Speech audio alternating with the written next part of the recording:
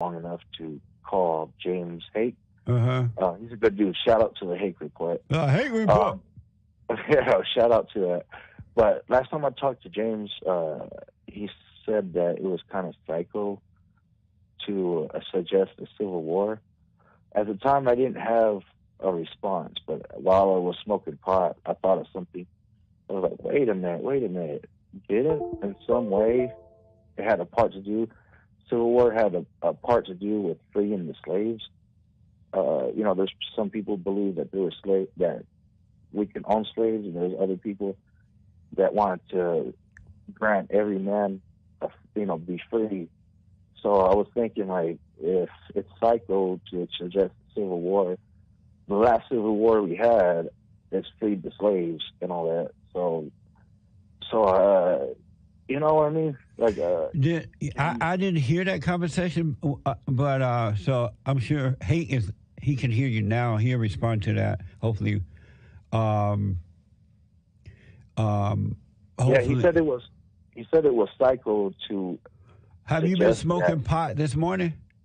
Oh yeah, that's why I think when I smoke pot, I think about stuff like that. I was thinking about the last conversation I had with James. I was like, wait a minute, man. But what you don't realize, and then I got to run. But what you're not realizing that when you smoke pot, you're lowering your consciousness.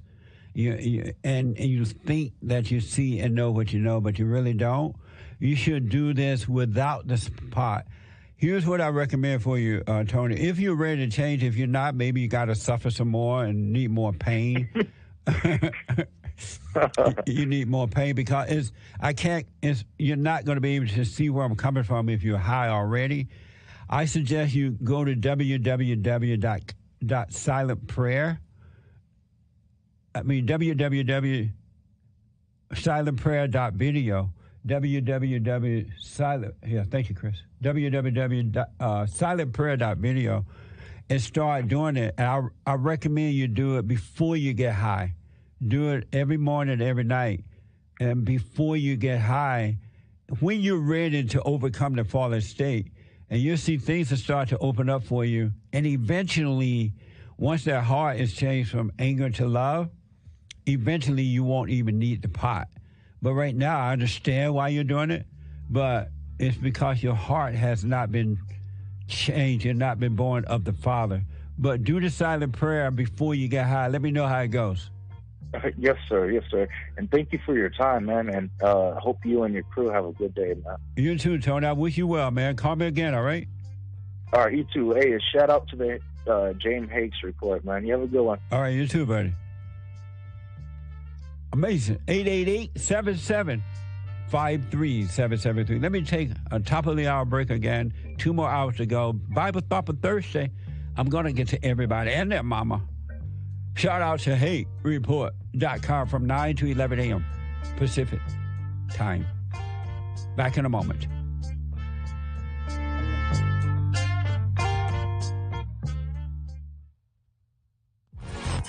So, here's what I recommend. I invite you to download my silent prayer. I know some people have called in and they wonder if the silent prayer is working. And I just want to take a second and to tell them that it works. You just have to stick with it. Yeah.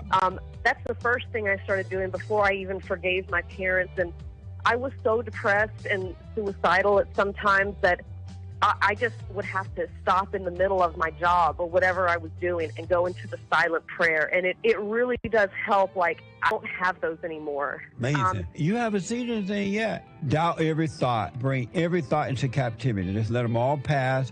Don't judge them. You haven't seen anything. It gets better and better and better and easier. So my gift to you, no charge, at rebuildingtheman.com/church.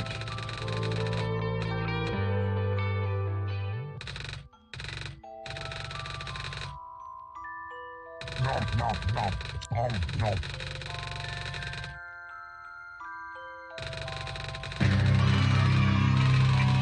I got the latest Ukraine propaganda for you, courtesy of Commie Nonsense Network, CNN, and based not Greg Abbott busing illegals to D.C. And the latest polls show support for mask mandates. What a mess. This is the end of hour 1 of the Jesse Lee Peterson Show. It is Thursday, April 7th, 2022 AD, Anno Domini, the year of our Lord. Stay tuned for hour 2. Jesse Lee will be right back. But first, Hake News, not fake news. Men's Forum tonight, guys. First Thursday of the month, 7 p.m. at Bond in Los Angeles. Rebuildingtheman.com/events. Men's Forum for men only. Ladies Forum for ladies. Women's Forum for ladies only. That's third Thursday. Men's Forum first. Archive Sunday service premiered on Bond YouTube channel, Bond Rebuilding the Man YouTube last night. See the blog post and podcast links via rebuildingtheman.com/church. It's also on Substack, Bond Rebuilding the Man Substack. Video up on Odyssey, BitChute, Rumble, Bond Rebuilding the Man channels over there. Audio on Church with Jesse Lee Peterson podcast, Apple, Spotify, Amazon, Google, CastBox, and so on. Very nice. Mama, CNN says big changes are coming to your 401k, claims CNN. A new bill expected to hit the so-called President Sleepy Joe Biden's desk this year could require employers to automatically enroll all eligible workers into their retirement plans, making it, quote-unquote, easier for student loan borrowers to save or for older workers to make catch-up contributions. Mama, what a mess. Globo Homo, Ukraine hype, Commie Nonsense Network, CNN says globalist so-called leaders gathered at NATO headquarters in Brussels today to discuss additional sanctions against Russia and ways to support Ukraine's unchristian puppet leadership.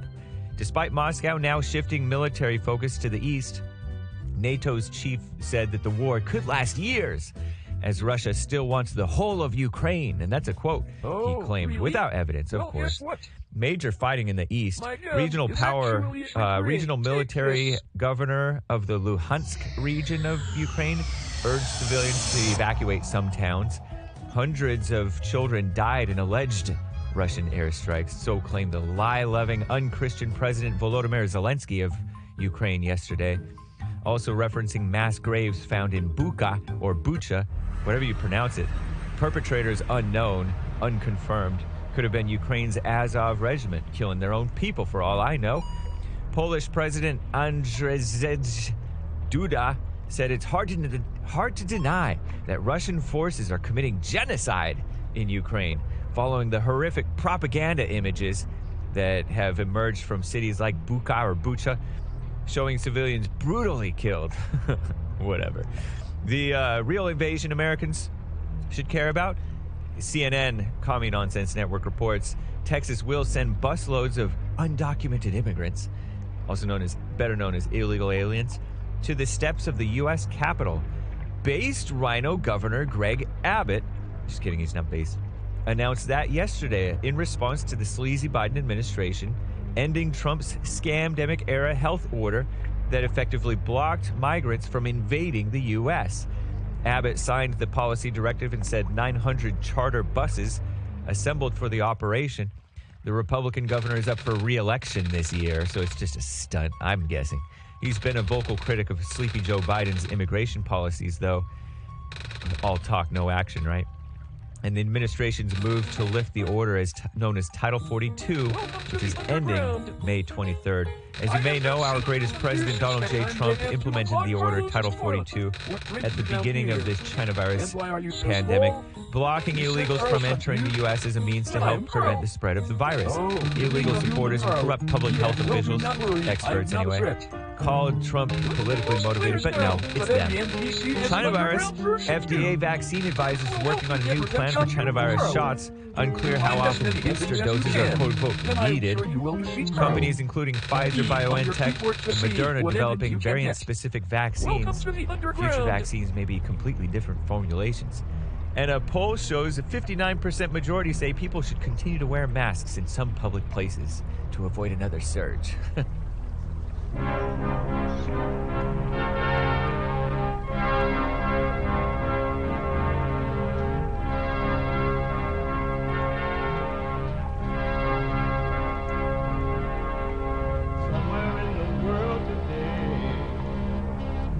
got to stand up strong. Think the truth about themselves to understand what went wrong. I know we can find a way. I know we can find a way. I know we can find a way. Stand up. Stand up. Stand up.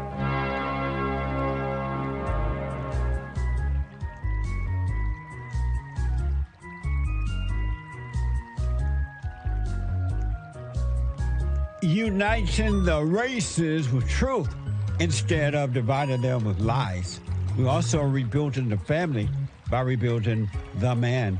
I'm Jesse Lee Peterson. Welcome to the second hour of Bible Thumper Thursday. Bible Thumper Thursday. You can call in by calling 888-7753-773. 888-77 Cheese. Jesse. My biblical question for this week. Do you know the way out of yourself? Do you know the way out of yourself? As I said, it's Thursday. It is Bible Thumper Thursday.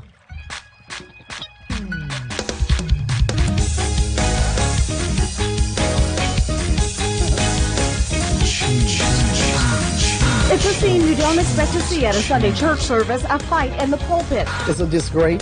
Whosoever therefore... Let me hear you speak in tongues. And I read the Bible cover to cover. Very, very close to my mom. A real mama's boy. You will emerge from that as an atheist.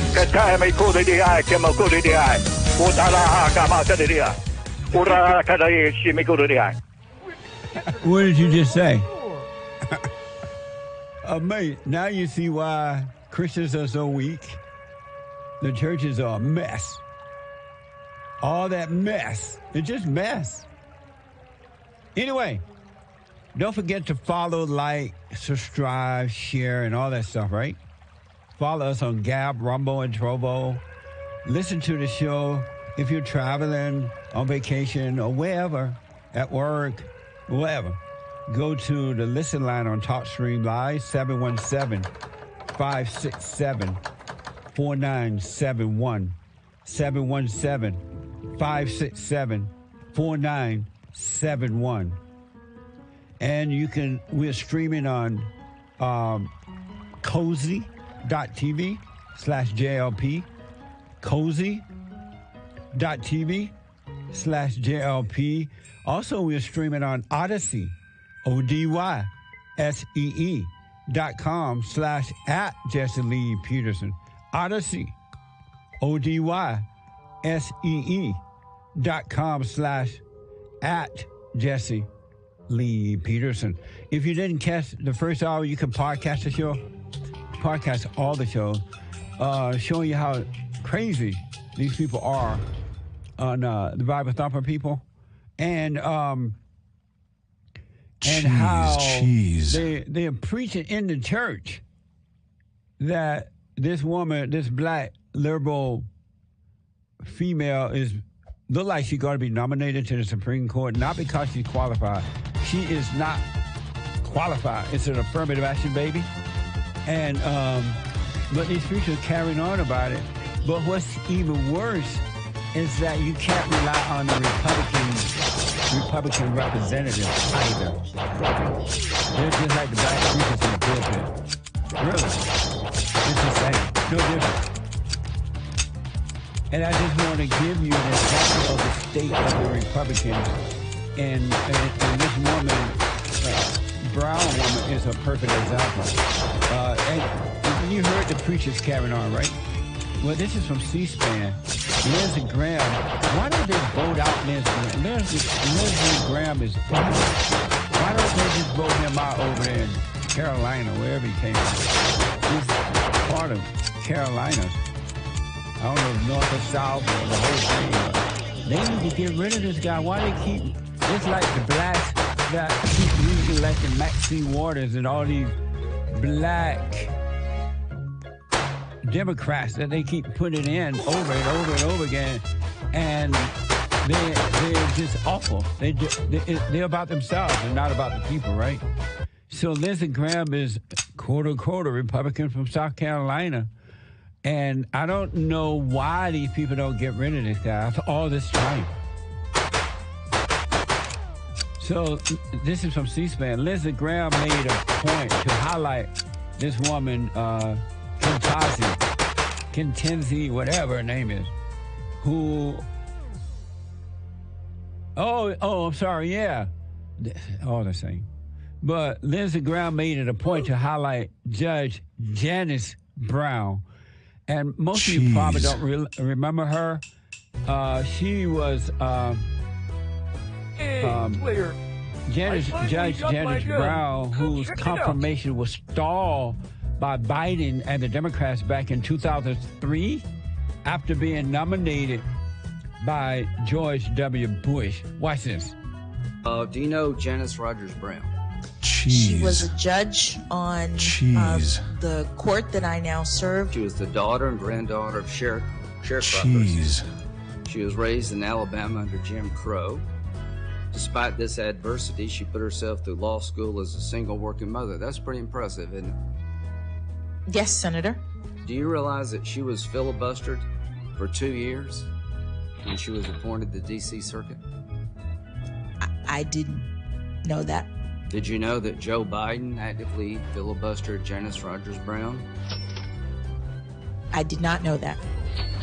Amazing. So he's tiptoeing, trying to prove that if we don't vote for you, that doesn't mean we racist.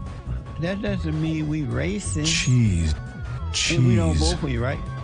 Trying to prove, just like those preachers, trying to prove we're not a racist. Don't vote for this woman. This woman is bad for the country. Bad for the world, not just the court. And you don't have to prove that you're not a racist. No such thing as racism. No such thing as racism, sexism, homophobiaism, Islamophobism, deadbeat dadism, Allahu Akbarism, white supremacism, anti-Semitism. None of that stuff exists. It's all lies. It's an illusion. It's just words. Just words. Stop falling for the words. What the? 888-7753-773. Let me go to, there's a line open somewhere and just dropped. So if you want to jump in there, you can get it. Sandra is the first time call out of Pennsylvania. Sandra, welcome to the show. You're on the air. Hi, Jesse. Hi, Sandra. How are you? I'm doing well. Good. The first thing I want to do, Jesse, is I want to thank you because it was maybe a year and a half ago or something like that. And I've been Christian my whole life, but I noticed something was wrong with me. And I was starting to, like, just act crazy. I was doing all the things that my mom used to do that I hated. Yeah. And I feel like I had no control of myself. And I couldn't figure out what was wrong with me. I had convinced myself that I had forgiven her, but I never actually went to her. And then I just heard your show. And when I heard you talking about becoming like what you hate and going and forgiving for resentment, I realized that I never let go of my resentment, that I was only like, I was in denial about it. Yeah. So I went on a trip with my mom to Maryland. And on that trip, I just, like, I mustered up all my courage. I don't know why I was even scared. And, I talked to her. I forgave her. And I told her that I was sorry for resenting her and it wasn't her fault. And I was lucky enough for her to actually, like, I know you said it's not necessary for them to, like, accept the apology, but she did. Right. And some do once in a while. Yeah. Once in a while, you run across a mother. Because my mother did the same thing. I was surprised. She like, I'm sorry, I didn't realize I had done that to you. And I was surprised by that because the mind, which is of the devil, tell you all kinds of things that got to happen.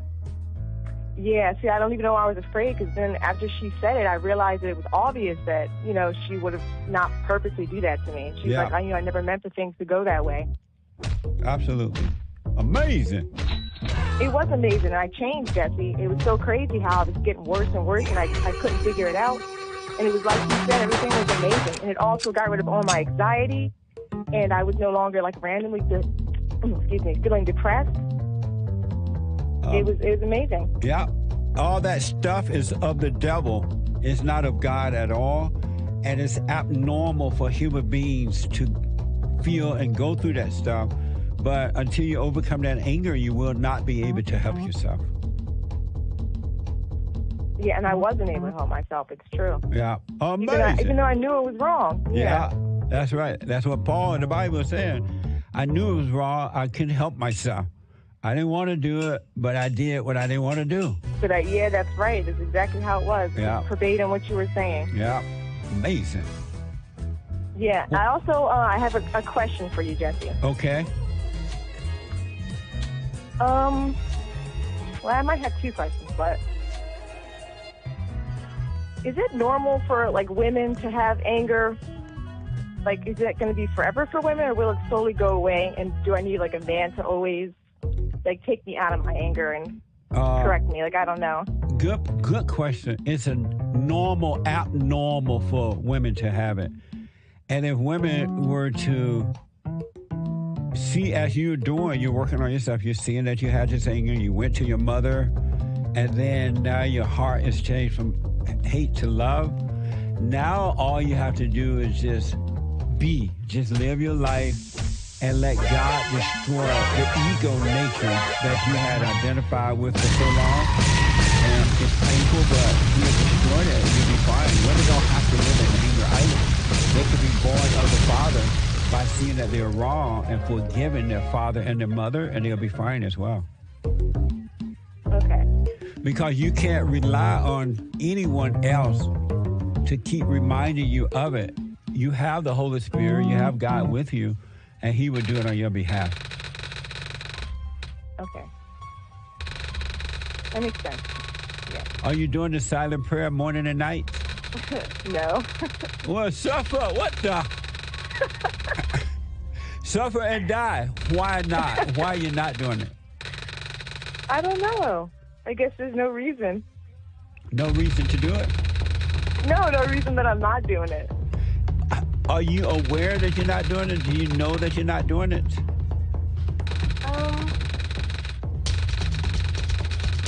Yeah, I guess I am.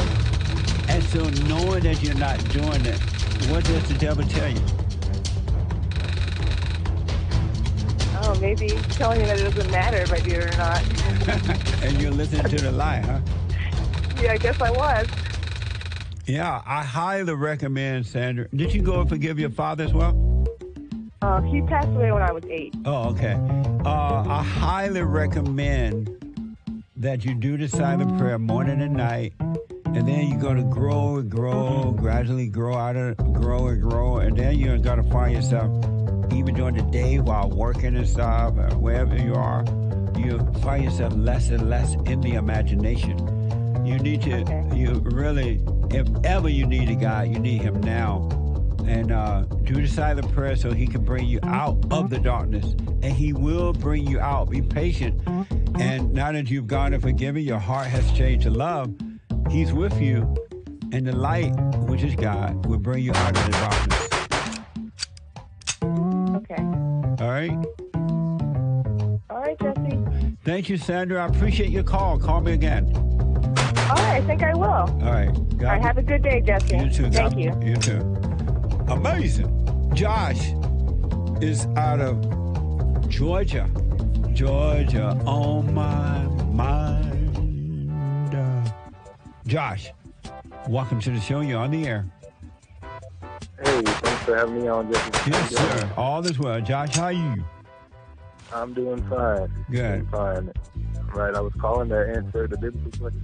Do you know the way out of yourself? No, I don't. And how do you know you don't know? It seems like it's what I want. You know, it's like it's it's really the only thing that, it's like the most important thing anyone could ever want, but it's like when the moment of truth comes, it's time to take that ego pain. It's like I always find a way to escape, and I don't know if it's like a timing thing where it's part of God's plan. It's like I'm not in control of it. Like if I could do it, I would just do it. If I you knew could how do what? to do it, I knew how to come out of myself and kill the ego. I would do it. But there's nothing you need to do or could do. Right. So it's like. And so, do you know there's nothing you can do?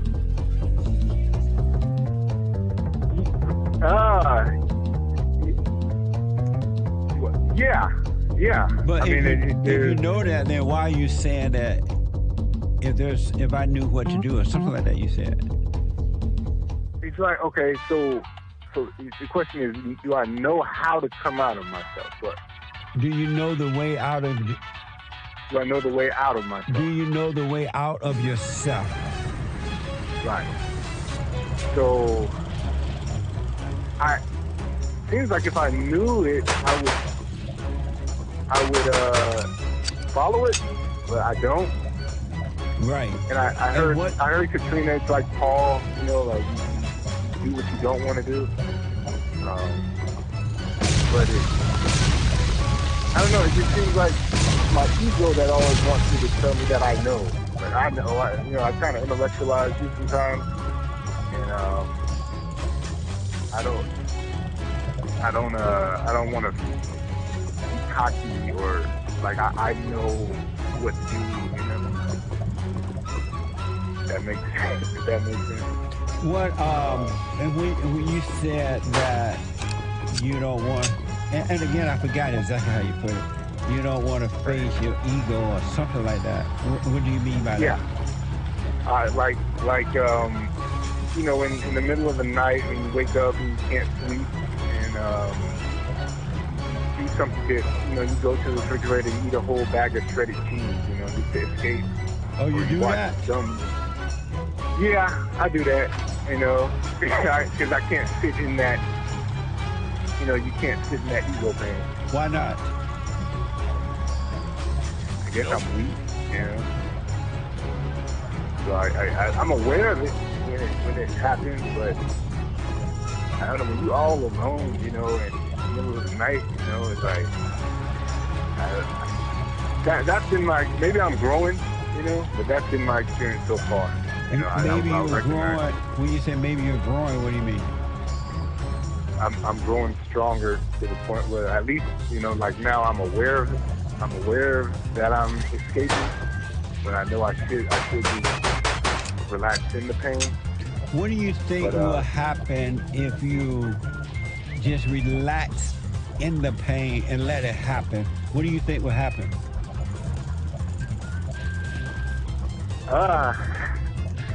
It's scary. I don't. It's like I don't know. Maybe I'll. If you don't know, what's scary about it? I guess it's fear of the unknown.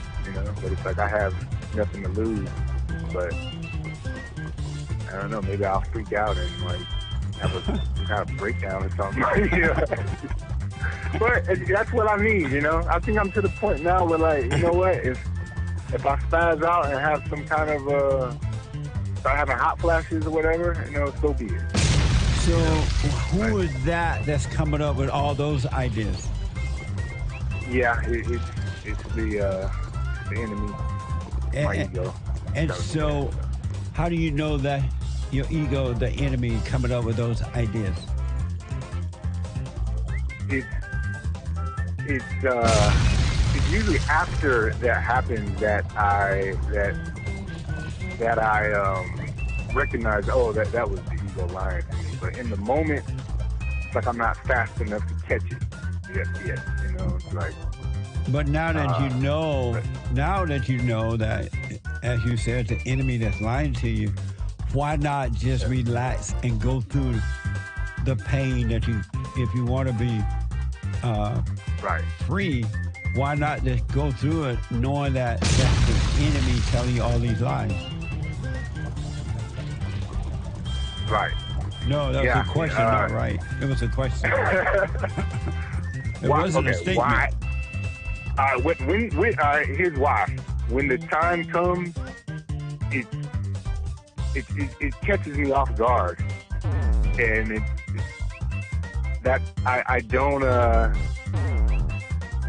I can't do it. You know, I mean, I don't. It's almost like I want to just quit my job and just take 3 years off of work and move to the woods and live like a monk, just so I could just focus on this one thing. You know, that's the devil talking to you. Right. Yeah. And the monks are weak in the woods. Right. That's how I know it's So when you're walking from your bedroom to the refrigerator to eat a bag of cheese, and do you know why, at the time that you're doing it, do you know why you're walking to the refrigerator in the middle of the night for some cheese? Yeah. So why not just turn around then and take the pain? Let that be money instead of eating the cheese. It's like I get hypnotized, but you know what? I don't know why I don't do it. I'm weak for something. You're weak to what? Money. To sitting in pain, taking pain. And so if you don't ever do it,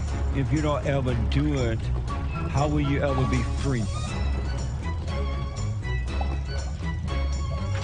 Yeah.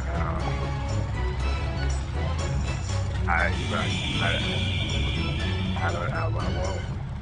What?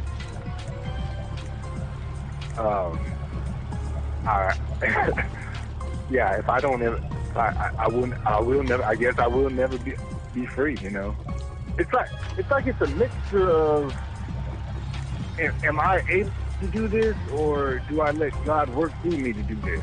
And it's like I don't know what you mean by that. It's like I want it. It's like can I try to do it? You know, can you try to do what? Can I try to sit in that pain? What do you mean try? Like I guess is that sitting there? It feels like you're trying, you know, like when that pain is coming to you, and that emptiness pain is like, why would you sit in pain, you know? Or that's, I don't know. I guess it feels like trying to do something when you're in the pain. It's like, why would you not walk away from the pain? You know, do you want to be in pain? So I guess it's so like you don't want to be in pain. I guess it's knowing whether it's the right pain to be in. You know. What pain are you talking about? I want the ego death pain is what I want. But what pain are you referring to?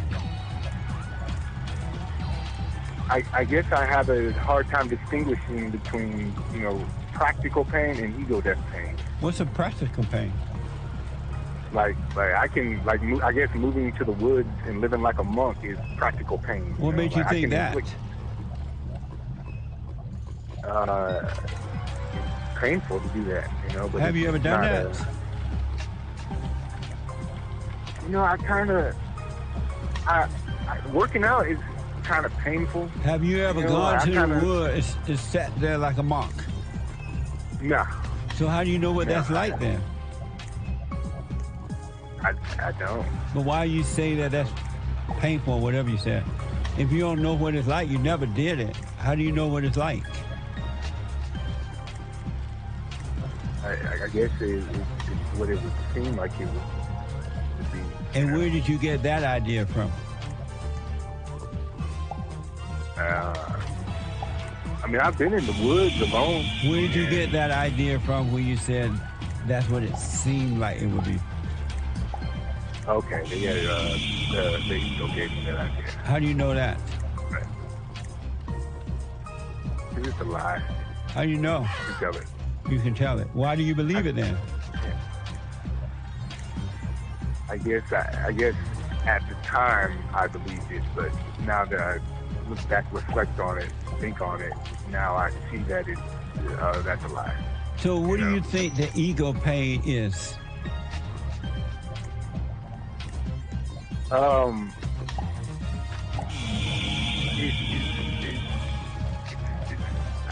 It seems like it's all an illusion, but you can't be too sure.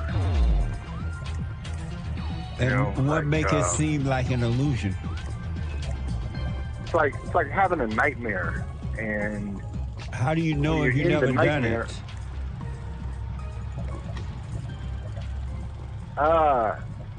I don't know. I heard you talk about it. And, so you don't know it for yourself. You just know it. You believe it because I said it, right? But you don't know what it is exactly. Right. And right. And you're unwilling to go through it to see what it is. I want to do it. You want to do what? I want to go through it. Like if I could just do it, Why can't you just do it? I guess I need God's help to do it. But how do you know you need God's help? You haven't even done it. I mean, that would be. I can't do it by myself. How do you know? You haven't even tried. I have tried and I failed. That's when I go eat the cheese in the middle of the night. And so you think God's gonna come and do something else? I don't know. It seems like it's on God's timing, not my timing. How it seem that way? Who told you that? Well, I can't do it myself. If you're unwilling, and then I gotta run. If you're unwilling to fall, how can God help you?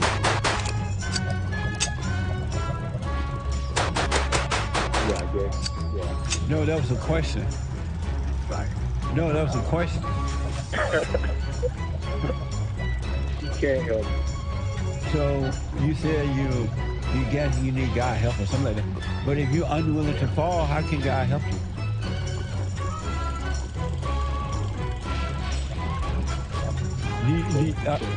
What?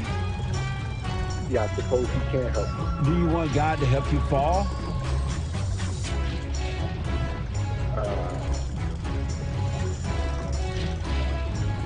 Well, what is it that you're looking for from God right now? I guess I'm mixing it up as to what I can do and what I should rely on him. Is there one thing that you can do?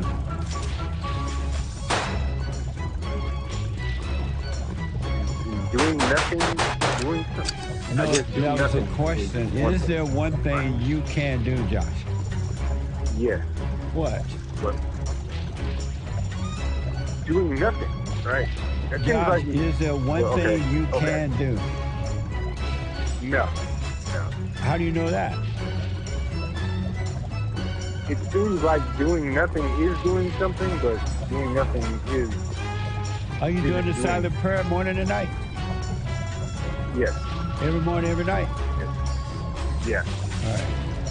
Josh, thank you for responding to the biblical question, man. All right. Thank you for having me, man. Yes, sir. I'll put my 2 cents in. Call me again. Will do. On Sunday. I'll put my 2 cents in on Sunday. Thank you, buddy. I got to take a break. Back in a moment. Money.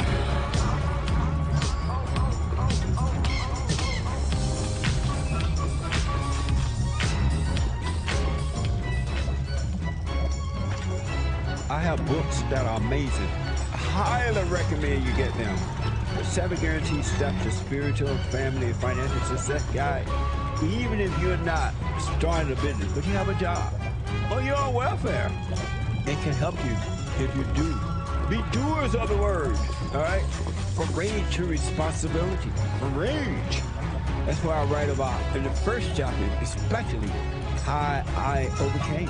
Scam. How the black leadership exploits black Americans. They're using them. Blacks are too willing to be used. And then my last book, The Antidote, Healing America from the Poison of Hate, Blame, and Victimhood. They are all amazing books, and they are helpful. Go to rebuildingtheman.com if you want an autographed copy, or call 800-411-2663.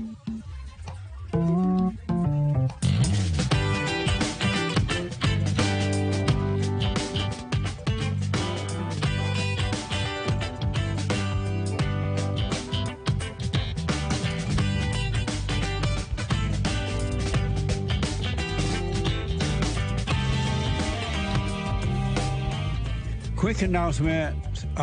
Number one, we have the best counseling service on this side of heaven, folks. So if you need counseling, you probably won't need but one session. Some people like to follow up. That's up to you. But we have the best counseling service on this side of heaven, really.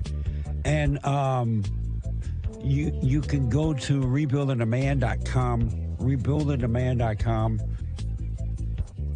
I'll call 800-411-BOND. 800-411-2663. And we do it, you can, if you're in LA, you can set up an appointment to come in by phone or Skype, FaceTime, or whatever they call it. All right? And for personalized shout outs, go to Cameo, Cameo.com/Jesse Lee Peterson. Cameo.com/Jesse Lee Peterson. Whatever the occasion is, birthdays, weddings, anniversaries, encouragement, congratulations, whatever. Cameo.com/Jesse Lee Peterson. You can not only support us at rebuildingtheman.com, you can also go to subscribestar.com and rockspin.com. Exclusive content, by the way, on those networks. The Hake Report is coming up at the top of the third hour at 9 a.m. TheHakeReport.com from 9 to 11. And James Hake is on fire. He's on fire. And tomorrow, Anchor Baby, Nick Stream Live, my producer. Nick Stream Live on YouTube at 4 p.m. on Friday, Pacific Standard Time. Let me go. There's one line open at 888-77-JESSE. Let me go to Jordan. He's been waiting a long time out of Florida. Jordan, thank you for calling. Thanks for holding you on the air. Hey, thanks for taking my call. Listen, I want to admit to you right. I have a legitimate job offer, and since it's legitimate, I want to do the right thing. It's up in Georgia, and it's a political advocacy thing, and it will probably require a lot of farm work. Jordan. I don't understand all of what you're saying. What's your question for me? Listen, if I move out, my mother is elderly, and she could fall down, and I don't know how to handle this. And I don't know if you have the answer, but you're wise and you're compassionate, and I want to lean on you as one of my many priests. I'm not a priest. Well, whatever. So what's your question for me, Jordan? Well, if I was to move out, and this is in Georgia, and it's going to be keeping me away from the home, and it's a good job that has both political advocacy and some physical labor, and it what's your question for well, me? but it pays, yeah. What can I? If my mother falls down and she's hurt or something like that, and she needs me to help around the house, how can I handle that? How old is your mother? She was born in 1944, so I think she's 78. She's older than I am. Let's put it this way. And how old are you? Well, I know she's older than you, man. I was born in 66. So how old are you, Jordan? I'm still 55. I haven't had my birthday yet. You're 65? No, I'm 55. And you still living with your mama? Yes, I do. I live with my mama, and I help her with things because she's old and has trouble doing things. Why don't you put it in an old folks home? You mean they would actually do that at no charge? They have Medicare and and all kind of government program that. Oh, they can actually come out here and help her, I think. Yeah, look, if need be. Talk to social services or somebody, and they That's can right. help. A neighbor has a similar situation. I feel stupid that I had to ask you this, but I honestly didn't know, and I love my mother. We should love our enemies too. What? We should love our enemies too, and I know that you believe that, but you haven't said that enough. Jordan. Yeah. Go to the social service or your neighbor to find out how that they get help to put your mama. They have especially Florida, but not only, they have these homes now that's really, really nice for older people that have screwed up their lives and now the kids don't like them.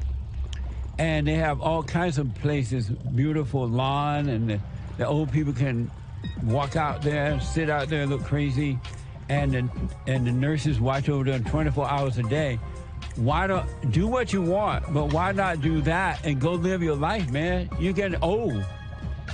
Yeah. Listen, despite occasionally misunderstanding, I appreciate your wisdom and your compassion, and I hope to call in on some other issues at a later point. Right now, if it would be all right, but I respect the fact that there's other callers. All right, buddy. Thank you so much, all right? God bless you, Jesse. Bye-bye. Bye. Thank you, buddy. 888-77-JESSE. Let me go to Allie. Our first time call out of Minnesota. Allie, welcome to the show. You're on the air. Thanks for having me. Yeah, thanks for calling. Yeah, we really like you. I started watching you 4 years ago when I was single, and you really helped my life. And then I got married and had a kid. So come back to your phone, Allie, a little louder for me. Okay. Can you hear me now? Yes, very nice. Okay. I listened to you 4 years ago, and you helped me a lot in my life. And I was single, and then I ended up getting married and had my first kid. So my son is 6 months old, and I just wanted to ask I've been listening to you for a while, so I've gleaned a little bit, but maybe from you specifically, some advice on how not to screw up my son. When you asked your husband about it, what did he say? About you? No, about that same question about how can I not screw up our son. What did he say? Do you think we need to spank him and discipline him? That what your husband said? Yeah. How old is his son? Not spank him quite yet, but when he starts disobeying us, that's how we not screw him up. So he's 6 months old right now. But you're going to screw him up if you spank him with the wrong spirit. Like with the spirit of anger? Yes. Yeah. Because rarely do you have to spank children when you have the right spirit. The only parents who are spanking the children out of order and too much is because they're angry and they're evil themselves, and they're trying to make the kids be something that they're not, and that's not how it works. So what I recommend is that you overcome the anger, and so that God can guide you with perfect love, and rarely would you have to spank the child.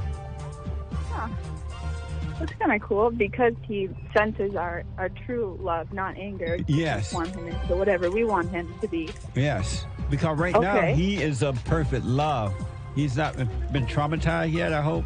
So he's a perfect love. And the perfect love that will come through you when you overcome the anger is what will correct him and keep him on track. Wow. Okay.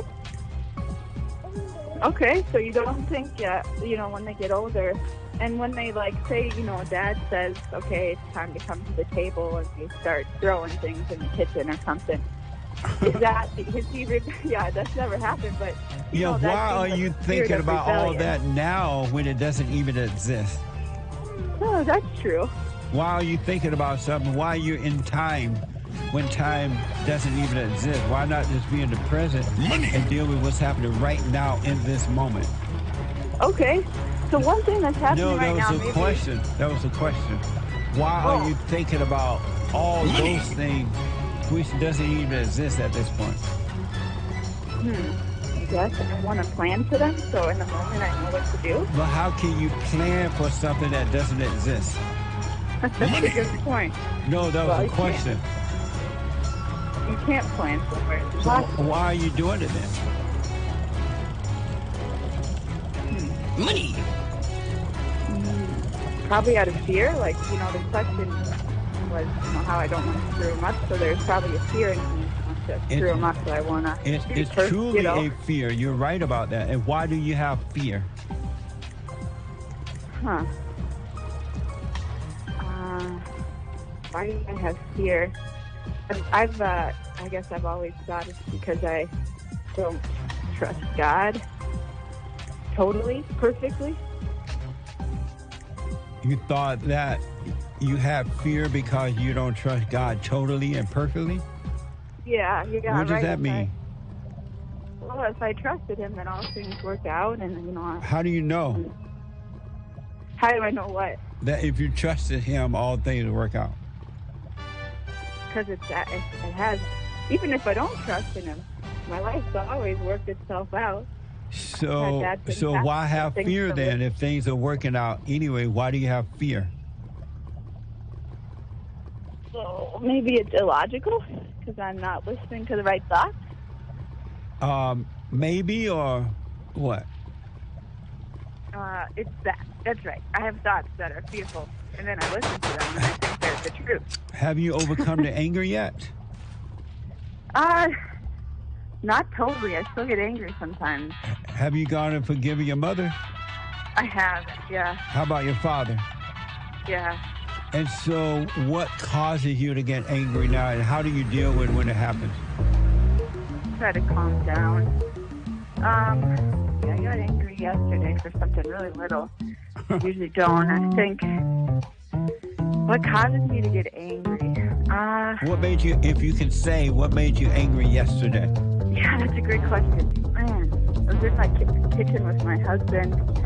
Something happened. Well, I was in the kitchen with my son, and he was trying to get his way, and I was trying not to pick him up to give him what he wanted, but I just ended up picking him up. And my husband was kind of like, you shouldn't do that. He started kind of accusing me. He's a great guy. I love my husband. So, I mean, I'm thankful that he wants to do what's right, but I felt like he was really critical. He's kind of like, what'd you do that for? And I was like, well, so you can stay home all day and deal with the crying baby. So I got mad at him because he was critical of me. And and then I took a deep breath, and then we kind of stopped talking about it. And later I said, I'm sorry. I got mad at you. So you don't love your husband? You have no love. You have all ego, calling it love. Because whether he was right or wrong, you would not have gotten angry. Right. Yeah. Yeah, I kind of been listening to you this week, and I was kind of like, wow, that was weird. You're right, it doesn't feel like yourself, too, when it happens. And it's not you. It's the devil's nature. You're worshiping the devil. Everyone who has anger and overreact to it is worshiping the devil. Satan is your daddy. Are you doing the silent prayer? Yeah, no, I used to. I used to. Are you doing the silent prayer? I do not do silent prayer, no. And why not? When I used to do it, so I used to try to empty my mind, and that didn't work so well, so I instead would just, in my mind, I just think about everything that's true. I just mention the true things, like I have a home, I have a life. I would just mention nothing true in the mind. Nothing's true in the mind. And telling yourself you have a home, you have this, it's not going to do you any good at all. Okay, so I should try the silent prayer again. Why did you stop doing it? I didn't really see much it working too well. I got frustrated because felt like my mind just kept emptying, and then I would go back into my life, and when the thoughts, I don't remember, it was probably 4 years ago when I was doing it. Amazing. Yeah. I highly recommend you go back to the prayer and just watch the thoughts. Okay. Watch the not you. And if you do get angry, you've gone and forgiven your parents, you said. So if you do get angry, don't suppress that. Don't deny it. Just watch it. Don't give it a name. Don't call it good or bad. Just watch it and the light of the Father will take care of it. There's nothing you can do about it. Huh, that's cool. You know what? After I had my son, I had a lot of anxious thoughts, more than I've had in my life. And I was watching a movie one day, and I felt like the emotion of the movie Come back to your phone, Allie. Okay. You felt like the emotion of the movie, what? It was getting to me. I was feeling maybe it was fear. And all of a sudden I felt this thought come into my mind that was like, you're going to go back to what you used to. And it was, jeez. I've never felt this way before. I felt like I was outside of myself watching the thought come. And I was like, that's a lie. And it was like an awakening moment. I said, that thought is trying to lie to me. Yeah. And instead of like your message is so powerful because we try to control it and say, okay, I'm going to quote scripture and I'm going to do all these things. But I just thought I should just ignore the thought, and it just left me. And then I had perfect peace that day. Absolutely. It was amazing. Amazing. So, Allie, do the silent prayer. Relax. Have no idea, no opinion about anything, and let God's will be done. Okay. Thanks, Jesse. All right, but stay with the prayer. Stay with it. And you don't need to empty your thoughts. You just need to observe thoughts because you are not your thoughts. There's no such thing as true thoughts. Every thought is a lie about anytime, anything, anyhow, anywhere. It's all lies all the time, all right? All right. So to go back to the silent prayer, don't worry about how you're going to deal with your son. Just deal with him right now in the present and let tomorrow take care of itself. Okay.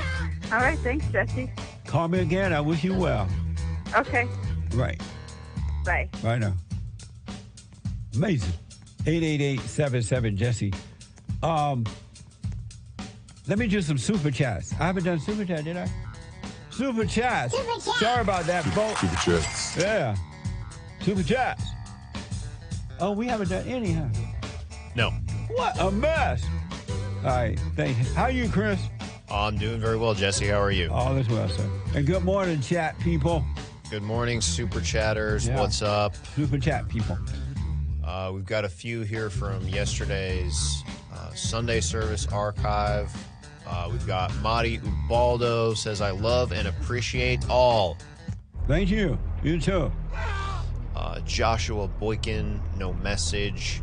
Hey, Joshua. And Thank you. Ruben H. Hernandez IV says, hey, Jesse. Hey, Ruben H. Hernandez IV. Very nice. And these are from today. Come back to your phone with a diamond on D-Live. Says, Jesse, now that's a nice shirt. God bless. Thank you. I appreciate it. Nice. Stefanuk. Jeez. Stefanuk. Or Stephen UK, maybe. On Streamlabs. Hey, Jesse. There ain't nothing worse than a Bible-thumping woman. I know from experience they never listen and will send you straight to hell on earth. A Bible-thumping woman and a Bible-thumping man are both the same. Believe me, it's the same spirit. It's of the devil. Thank you. Let's see here. Kyle B. on Streamlabs says, there's no way Trump would have tolerated that kind of disrespect that Biden did at the party. If Biden doesn't have respect for himself as a man, he should at least demand respect from the office. I wonder if Biden knew he was at a party. What? No. Well, good point, though. Thank you. Hydro on Streamlabs says, white people are egotistical, and that has made them very arrogant. They're being fooled into giving up everything that they have built. Yep. And I don't know if they're fooled by it. I just think they're afraid to deal with it. I just see fear. I just don't, they see what's going on, but they just seem to be afraid to deal with it. Thank you. Evgeny Crosby with a diamond on D-Live says, and a very small donation. Thank you. Appreciate it. Indeed. Sion on Streamlabs says, good morning, Jesse Love. What do you think about the economy? Politicians taking care of Ukraine and not the American people? Do you think things will get better? And also, is it being a slut for expressing feelings to a guy even if he is a lot older. As far as the economy, good morning, Sion.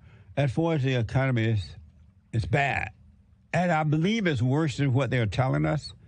And I don't see it getting better anytime soon. You know, I don't know God's plan for us, right? So I don't know. But I don't see it anytime soon getting better. And we should be taking care of home first. Why would we go to Ukraine and try to help somebody that has nothing to do with us and leave our home all wrecked and messed up? And like intentionally making the people in America suffer. That's just hate. That's not love, right? And I don't know if it's lust. What'd she say? If it tell the older guy she love him? Expressing feelings for a guy, even if he's a lot older. Oh, and she want to know if that's a slut? Correct. I don't know if it's a slut or not. No, I don't see her as a slut. Appreciate you, Sion. Thank you. All right, looks like that's all for now. Thanks, guys. Thank you all so much. I do appreciate you. And let me go to Stephen, a first-time caller out of Colorado. Stephen, welcome to the show. You're on the air. Hi, Jesse. How are you today? All is well, sir. How are you? I'm doing pretty good. Yeah. So I have a quick question. Me and my wife, we go to a non-denominational church. And it doesn't feel like home. When I grew up in a very classical church. Yes. With the older music and, with the Bible verses and preaching from the Bible. And this church doesn't do that. It's very new age. It has very new age music, and it preaches from the it's not the NIV. Yes, it's the NIV. Which Bible would you prefer to use when you preach? I don't use a Bible. I do have a Bible. It's what's the name of my Bible, James? It's the New Jerusalem Bible. Okay. And so your question, it was founded on, someone gave me this Bible. It's the New Jerusalem Bible. And you can find that on Catholic.org, O-R-G. Okay. And what's your question about the church that you go to? So it's very classical in terms of Christianity. So, like, you walk in there. What's your question about it? Are there evil churches out there? What? Are there evil churches out there that do not want to preach the word of God but want to lead you astray? Well, no, there are not evil churches out there because the church itself is just a building, but there are evil people out there. Okay. So there are evil people that could be running these churches, leading people astray. Yeah, and it's the people's fault that they allow them to be leading them, quote unquote, astray, because if they look within themselves, they'll find what they're looking for. I got to take a break, though. Call me again, all right? Yes, sir. I appreciate your call. Thank you. All right, buddy. One more hour to go. We have a counseling service, and I have to admit, thanks to God, it is the best counseling service on this side of heaven. I counsel with men and women, families, individuals around the world. Most people are unhappy, they're miserable, they have rough lives, they're depressed, suicidal, young and old, of all races. I understand, I know why, and I do understand it. Because exactly what's happening in me is happening with everybody outside of me, inside of them. And I've noticed that with those who really, really, really want to understand, they overcome it just like that, out of one counseling session. If you need counseling, you can go to rebuildingtheman.com or call 800-411-2663. 800-411-BOND. Best counseling service on this side of heaven.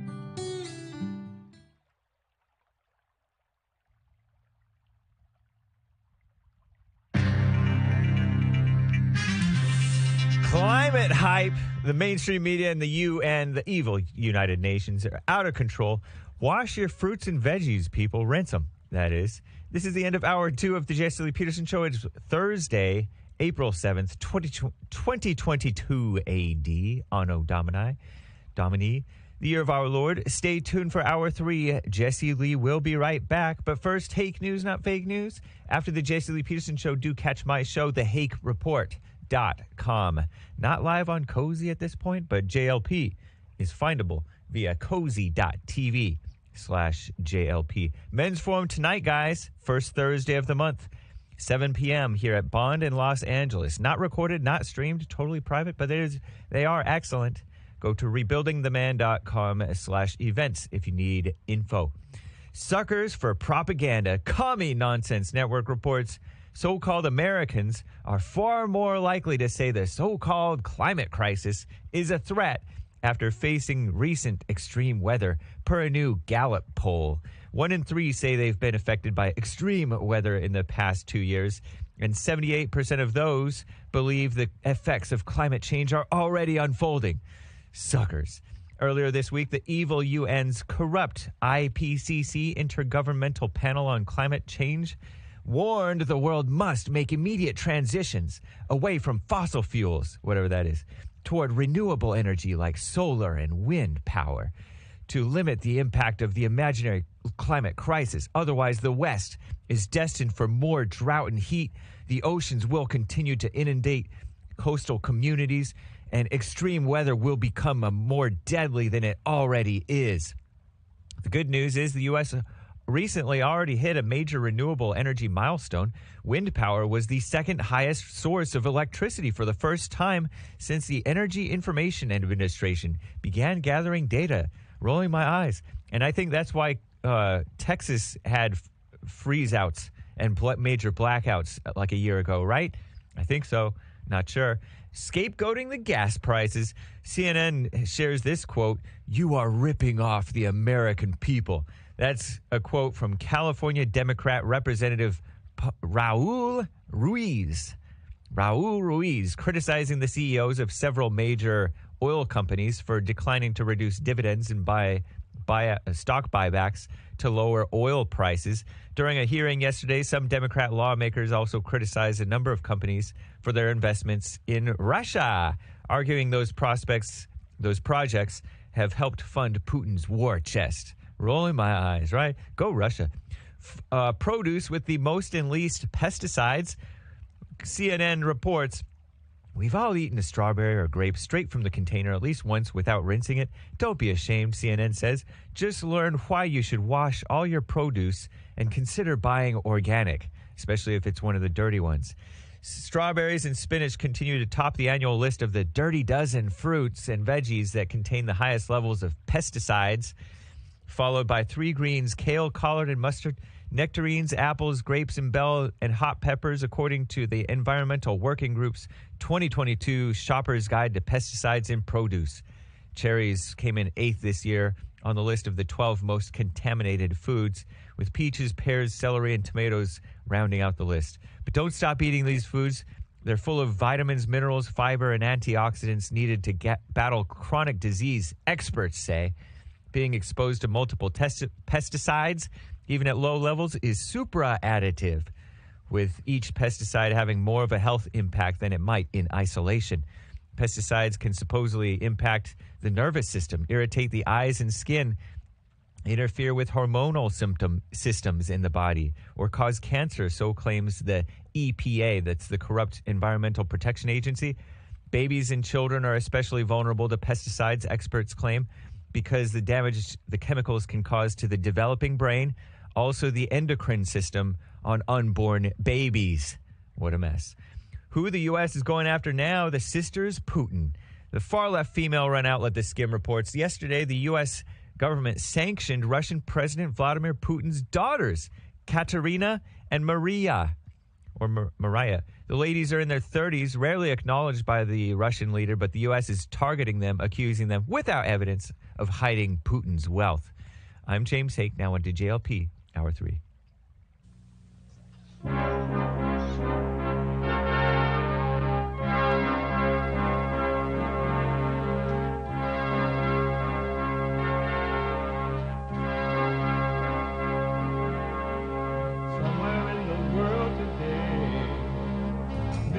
have to stand up strong. Face the truth about themselves to understand what went wrong. I know we can find a way. I know we can find a way. I know we can find a way. Stand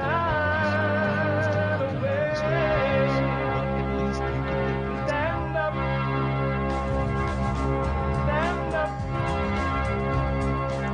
Stand up.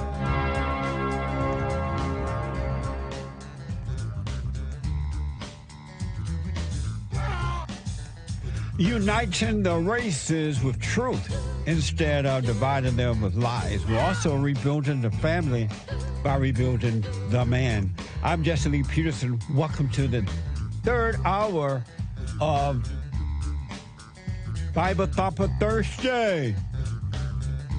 Bible Thumper Thursday.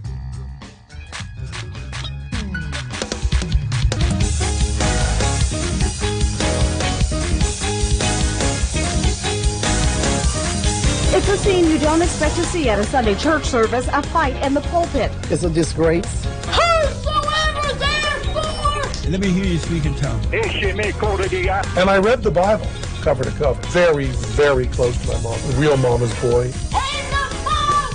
You will emerge from that as an atheist.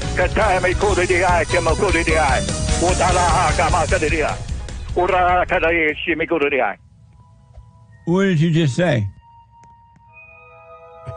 Amazing. Bible Thumper Thursday, my biblical question. Do you know the way out of yourself? Do you know the way out of yourself? You can call in by calling 888-77-53-773. 888-77-JESSE. We're streaming on Odyssey, ODYSEE.com/@Jesse Lee Peterson. Odyssey.com/@Jesse Lee Peterson. And we're streaming on Cozy, COZY.TV/JLP. Cozy.TV/JLP. You can also listen to the show if you're moving about somewhere, traveling or whatever, right? Go to the listen line at TalkStream Live by calling 717-567-4971. 717-567-4971. Baba Thumper Thursday. Let me go to Brenda, a first-time call out of California. Brenda, welcome to the show. You're on the air. Good morning. Good morning, Brenda. How you? Well, I'm pretty sad. I feel like I have a big hole inside my body, a void. I lost my son, and I'm watching your program, and you're talking a lot about anger, and I'm really angry. And when you say you lost him, what happened? He was 40 years old, my only child. He was 40? 40. Okay. He was a teacher, commuting. He had a heart attack, and we didn't know where he was for a couple of days. We searched, and principal found him at a medical center in West LA.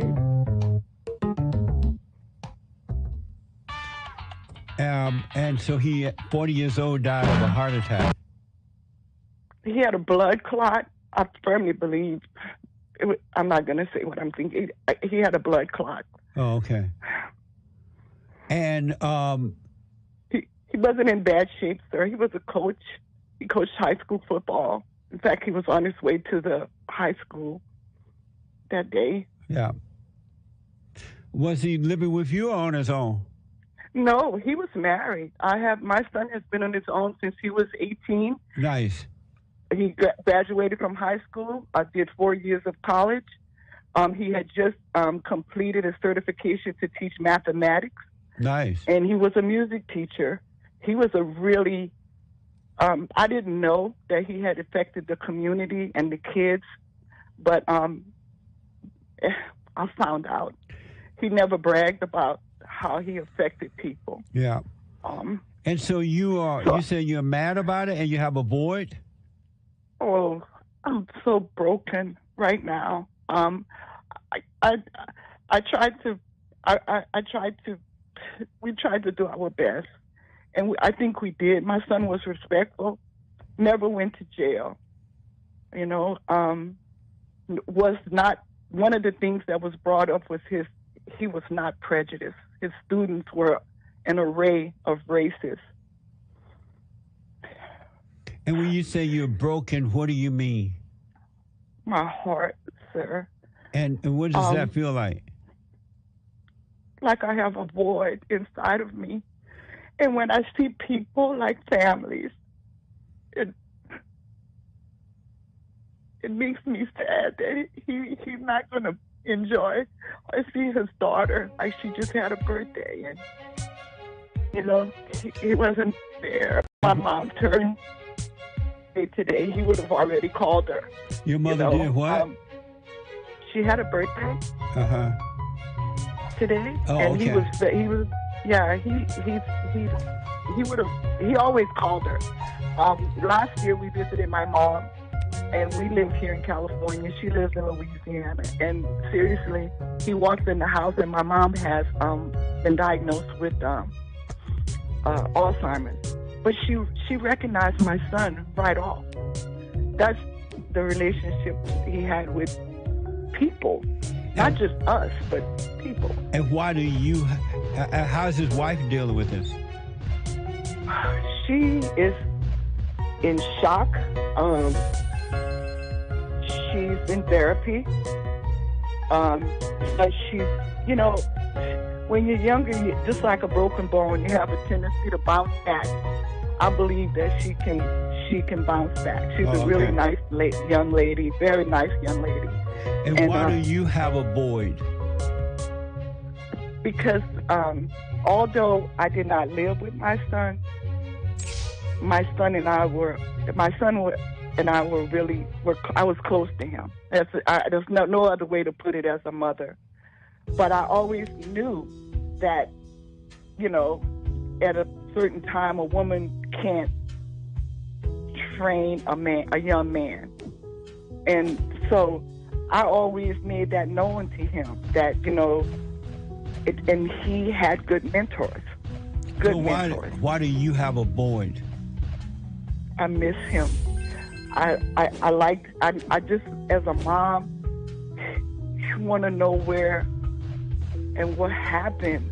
It's just like there was no outward signs. I love my son. I love him. Why do you have a void? Because I loved him and I missed him, and I know that I knew what his dreams were and what he wanted in life. He wanted another child. But let me ask: talk about things like that. Had you not gotten an identity from your son, do you think that you will have a void when now that he's expired? Do you think you will have that void if you were not getting your identity from your son? No. Wait. You asked some hard questions. Okay.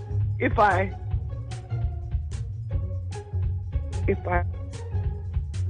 repeat the question, sir, please. If you were not getting your identity and identity from your son, would you have that void now that he's gone?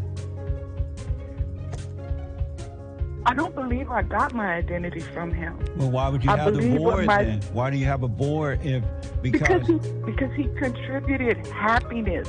I know, but what would that have to do with you having a void, though? Because he was living his life, right? And it sounded like he had an impact on what he did in life.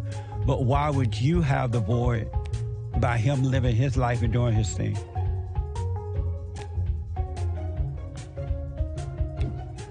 I feel that the void is not just in me. It's in a lot of people, young people that would. But why is it in you, though? You grown woman, you're the mother. He was grown. He was out there doing his thing. Why would you have a void, Brenda, if you were not getting the identity from him? I felt like that he was there. I had somebody there for me. But was it right for you to be getting an identity from him? No, and I always encourage him to have his own identity. I know, but I'm talking about you. Do you understand that the reason that you have the boy because he had taken the place of God?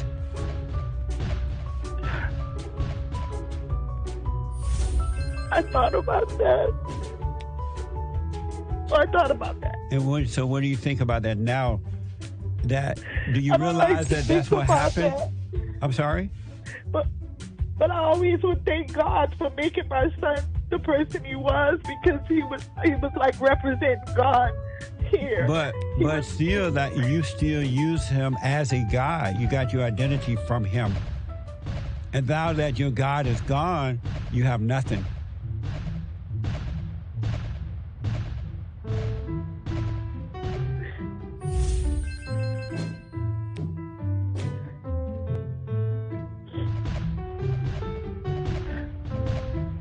I know I have to find myself again. You have never found yourself yet. You have to find yourself. You haven't done that at all, because had you found yourself, you would not have made anybody or anything your God. And so may his soul rest in peace, but this is your finest moment, so that now you can go through this ego pain of replacing someone else in the place of God, and God will come in and he'll destroy that, not you, that false identity, and he will give you peace.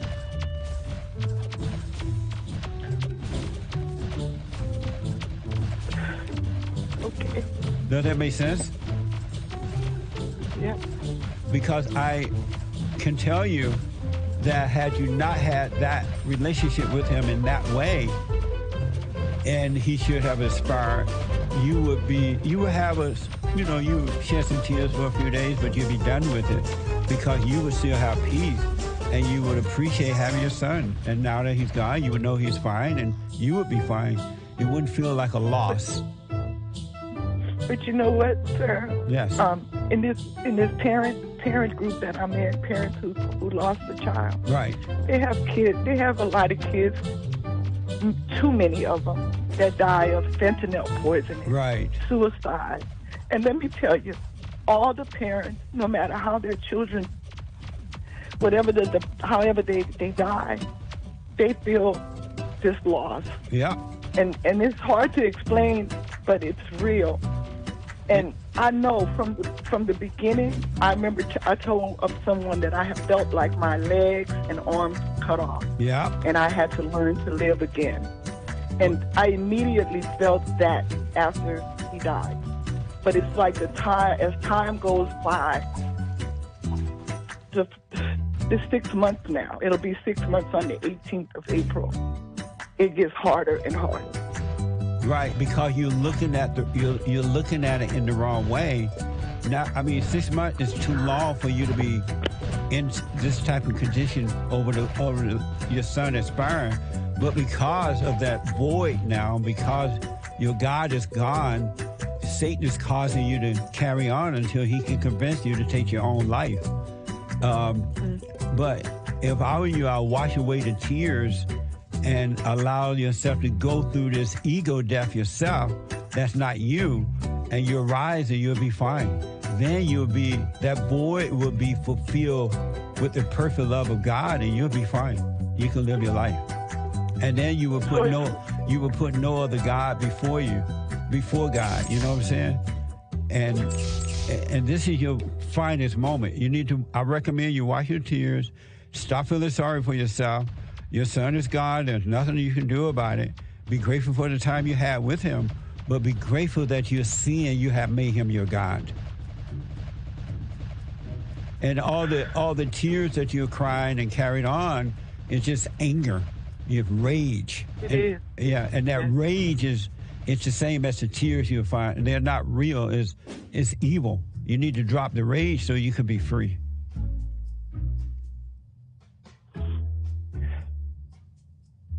And you do that by the silent prayer. Yes, do the silent prayer. And have you forgiven your mother? Yes. You went to her? Oh, I did that a while ago for both my parents. How about your husband? My husband passed away. Oh, okay. Do the silent prayer so God can bring you out of the imagination, and He will change your heart. He will take away that rage that you have. The tears will fade away. The void will be gone, and you'll be free. You should not be grieving this long. It brings on depression, suicidal thoughts, all kinds of stuff. Yeah, it does.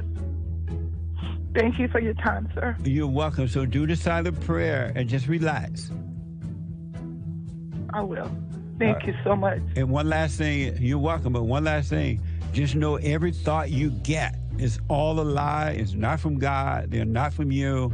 All the memories and all that, let it all pass. Do not hold on to it. That's hard to do because he's everywhere. Just everywhere. I know, but it'll disappear. Just don't hold on to it at all, because the devil wants you to hold on to it. Your son doesn't exist anymore. He's gone. So all you have is right now. So don't hold on to the illusion of the memories and all that, all right? Okay. That's a setup from the devil. Thank you, sir. Thank you. I wish you well, but do the www.silentprayer.video and just relax, let go, be still, and God will take over. Yes, sir. I've been watching I actually saw your video of the church. Yes. I just found it by accident because I've been at home, and that's how I found you today. Through that. Oh, okay. Well, if you're ever in LA, come to the church service. All right. Thank you. God bless you, Brenda. Thank you, sir. God bless you. All right. Bye-bye. Bye now. Amazing. Let me tell you this. Something seemed to be... here it is. Something seemed to be nice happening in the making right now. I don't know how far it's going to go with it, but it seemed to be on the right track. This is from ABC. This week, the Oklahoma House passed a full ban on abortion. This week, according to ABC. This week, the Oklahoma House passed a full ban on abortion. It's now headed to the governor's desk. It makes performing an abortion a felony. If the governor signed this, it's make performing an abortion a felony. This comes as the country awaits a Supreme Court decision in a case which many believe may overturn Roe versus Wade. That's according to Bloomberg. Isn't that amazing? And what's even more amazing, or amazinger, Real Clear Politics. Polling over the last decade shows the U.S. becoming more pro-life, especially among younger adults. Isn't that amazing? Younger adults. 54% of Americans say abortion goes against their belief. 18 to 29-year-olds are now more likely to say abortion should be illegal in all circumstances. Out of the millennials and Generation Z's, 7 of 10 support limiting abortion. The millennials and Z's, 7 of 10 support limiting abortion. That's from our Real Clear Politics. See, relax. God got you. God got you. Let yourself fall so He catch you. Really, He really will. Let the ego fall and He'll catch you. And the last thing, the government, your friends, your family members, everybody around you, the last thing they want is for you to be your own man, your own woman. For you to have control of your own life. They want to control you by any means necessary. and the kind of control they want, I have a perfect example for you. This is from the Revolver. China's strict zero COVID policy means all positive cases have to be hospitalized. So China, according to the Revolver, is putting everybody that has the quote-unquote Chinese virus into the hospital. But in the last few weeks, as cases number have risen sharply, 26 million people entered a harsh lockdown. 26 million in China. Oh, all right. Oh, see. Have entered 26 million people in a harsh lockdown. Mainland China, most important financial hub, Shanghai, has come to a standstill. Shanghai has come to a standstill. 26 million people is in lockdown. Isn't that amazing? But that ain't all. Daily Wire is reporting that viral footage of Shanghai residents going to their balconies to sing and protest the lockdown. They protested. A drone then appeared and says, so the Shanghai folks like, no, we won't stay. No, we gotta go. No. But while they're protesting, China government or somebody sent this drone over to them, and the drone says, please comply with COVID restrictions. Please comply with COVID restrictions. Control your soul desire for freedom. Console your soul desire for freedom. Do not open the window or sing. But you're going to hear them saying,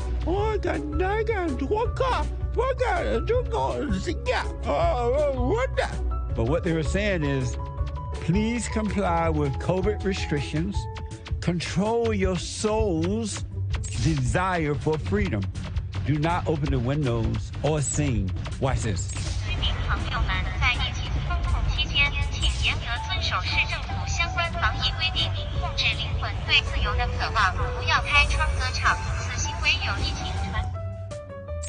Amazing, huh? 26 million people, according to the report, on lockdown in China, Shanghai. And this thing go around, they're telling these people, please comply with COVID restrictions. Control your soul's desire for freedom. That doesn't sound like America. Do not open the windows or sing.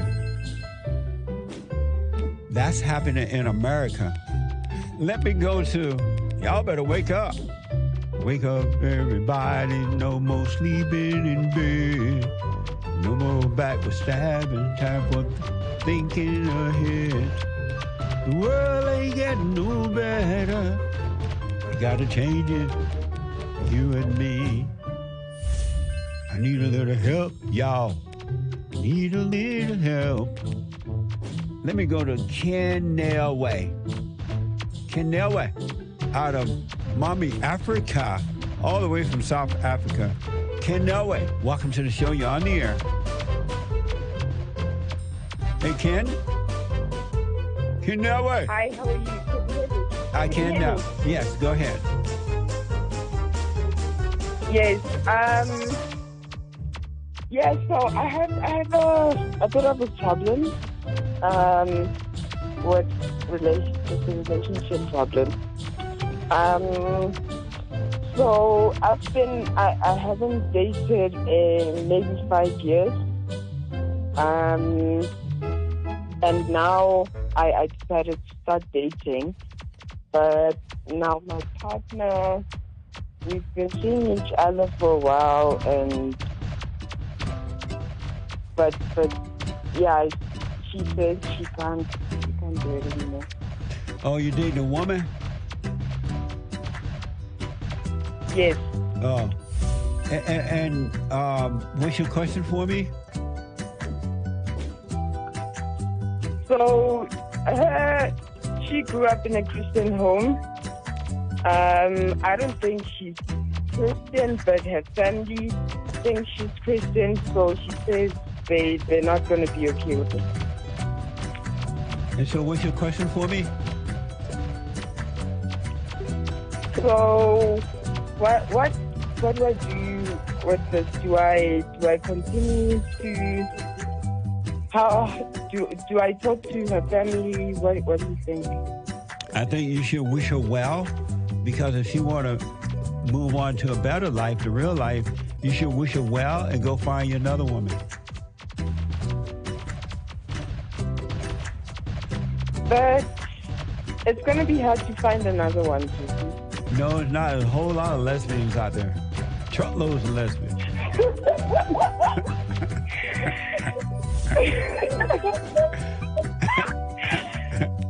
Jesse.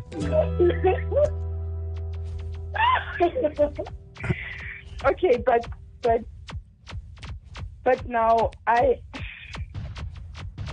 don't know. It's so hard to find someone, and dating apps are not good. Don't look for one. One to find you. A lesbian will find you. Lesbian. You found me though. Yeah, but so don't look for another one. All right, and just I gotta run, but because of time here, but go and don't look, but wish this woman well, because if she want to overcome that, that's the best thing in life for her. So just wish her well, and don't try to impose your life, yourself on her. All right. Okay. All right. Thank you. I gotta run. Kevin is out of Los Angeles. Kevin, welcome to the show. You're on the air. Hello, Jesse. Hey, Kevin. Can you hear me clear? No, I hear you real loud and clear. Nice.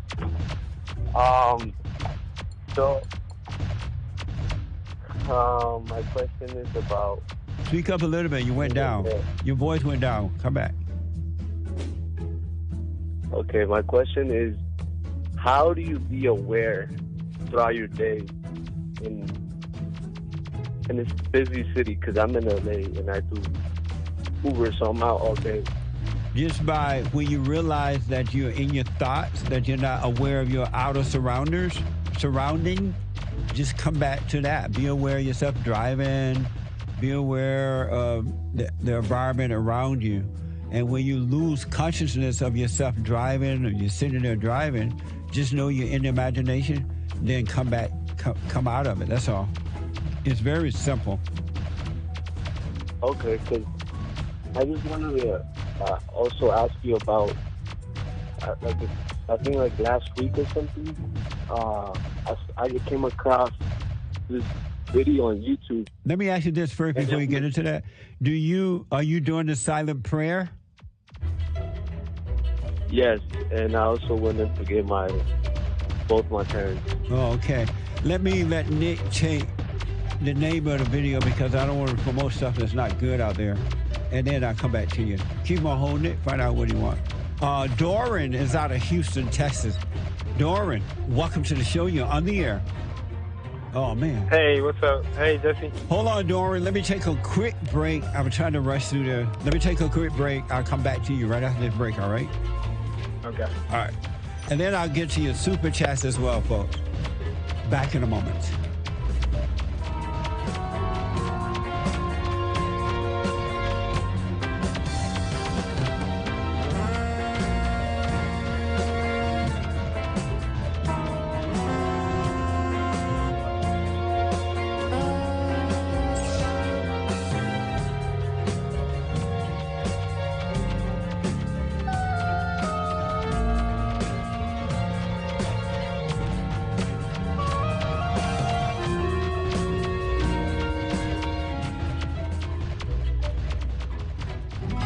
I'm 32 years old now, and I've been clinically depressed since I was 17 years old, and ever since I started listening to you a couple of months ago, bro, I don't even need to hear the word depression. I don't even care about that because that's not anything that I identify with anymore. Nice. I'm 100% cured. I'm 100% better because I've been listening to the Jesse Lee Peterson show, and I can't even begin to tell you how much I appreciate you, and I just can't even, begin to tell you how much I really appreciate the things that you're doing for young men. Young men need to hear this, and young men need to know this message that you're delivering because it's important.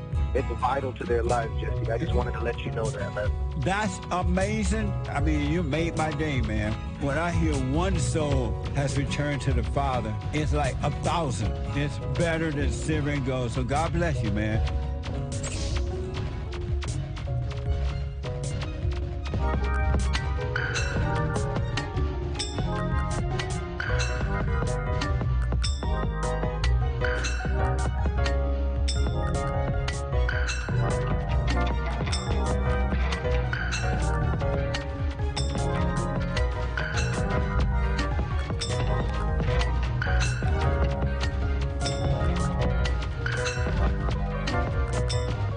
All right, quick announcement. Number one, the Hake Report is coming up at the top of this hour from 9 to 11 a.m. Pacific time.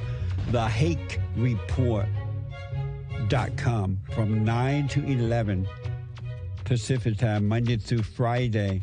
And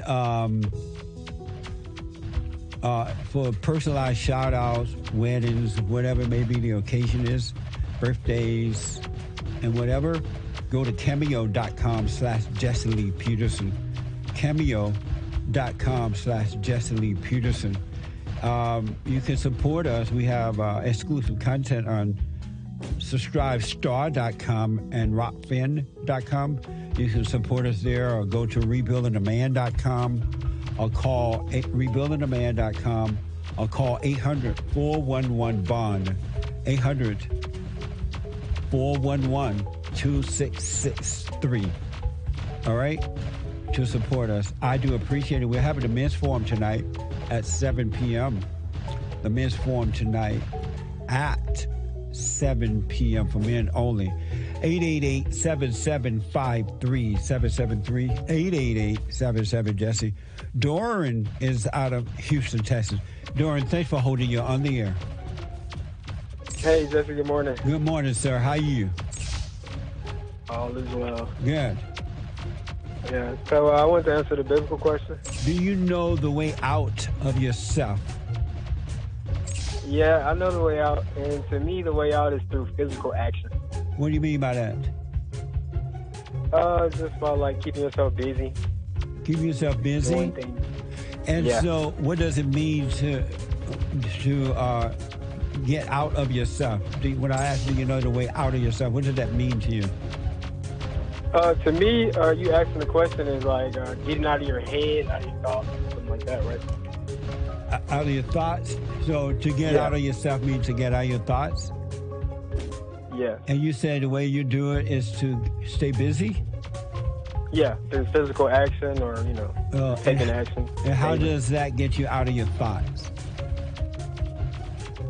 Because you're focusing your attention on other things in your life and stuff, rather than your thoughts or, And then when you are not busy, do you go back into the thoughts?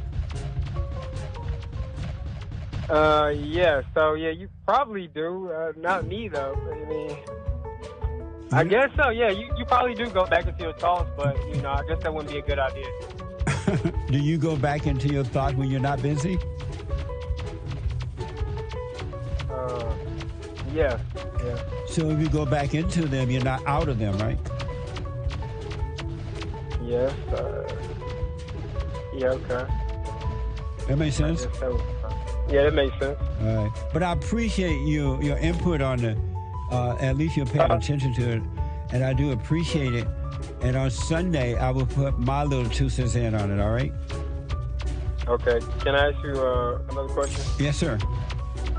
Okay, so I wanted to know, where did the silent prayer come from? From God. When he said, be still, and know him, are you doing the silent prayer? Yeah, somewhat. I learned the silent prayer through this book called The Power of Now. The what? The Power of Now by Eckhart Tolle. Oh, he talk about the silent prayer? Well, he talk about being still, being present, and a part of that is similar to your prayer. And do you do it? Whatever he has you doing? You do it morning and night? No, I don't do it consistently, but at one point I did do it. Why did you stop? I stopped because I started to get into the Bible. What does that mean? And this is my other question. No, what do you mean I started to get into the Bible? I wanted to study the Bible instead. Like, I read the book, understand being present and all that. And, I wanted to learn about Christ, And I wanted to study the Bible. And so you stopped praying so you can study the Bible? No, I didn't stop praying. I started to do the Lord's Prayer. And I wanted to ask, why not the Lord's Prayer? Why the silent prayer? Did anyone say you shouldn't do the Lord's Prayer? No. You can do the Lord's Prayer if you want, but God said to be still and know Him. And when you're still, you are.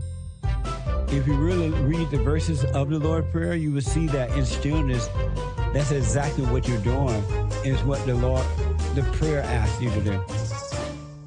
Okay. Yeah. Doran, I got to run. Thank you, man. Call me again. Do the silent prayer. Stay with it. There's a line open. You want to jump in there. 888-77-JESSE. First time caller, Skylar from Florida. Skylar, welcome to the show. You're on the air. How you doing, Jesse? All is well, sir. How are you? I'm good. First of all, let me just say... No man is good. All is well. I agree. But let me just say I appreciate everything you're doing. You really, Thank you. You're really putting the time. But, I had a question about free will. Right. Do you believe everything is free will, or do you think that everything is determined and already written? We don't have a free will, no. Are you asking me if we as human beings have free will? Yeah, like our every decision we make, is it a conscious decision or is it already written in like a fate type of situation? Every decision you've ever made has been an unconscious decision, and the decision has not been your own.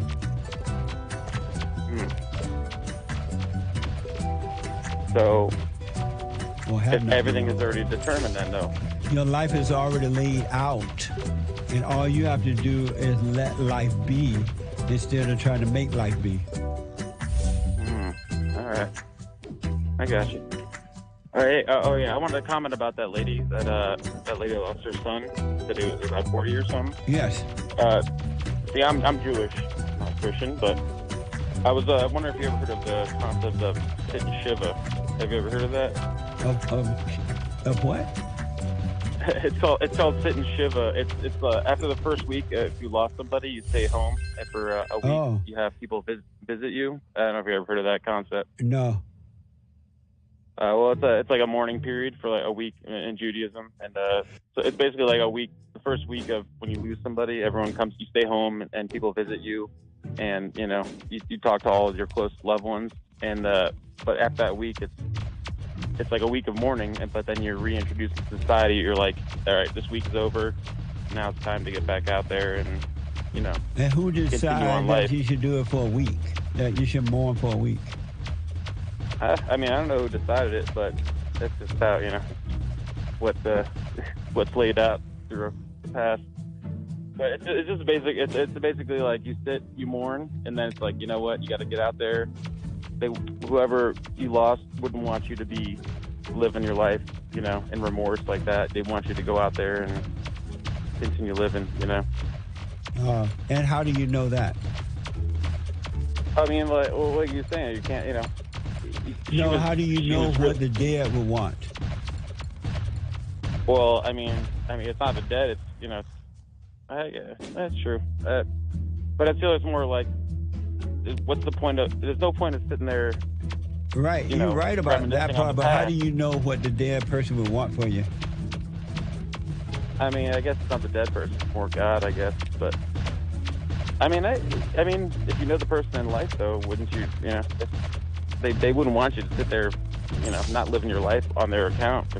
But how you know that? I mean, No, I don't know this anything answer for is sure. not like a trick question. No, that's good. That's good.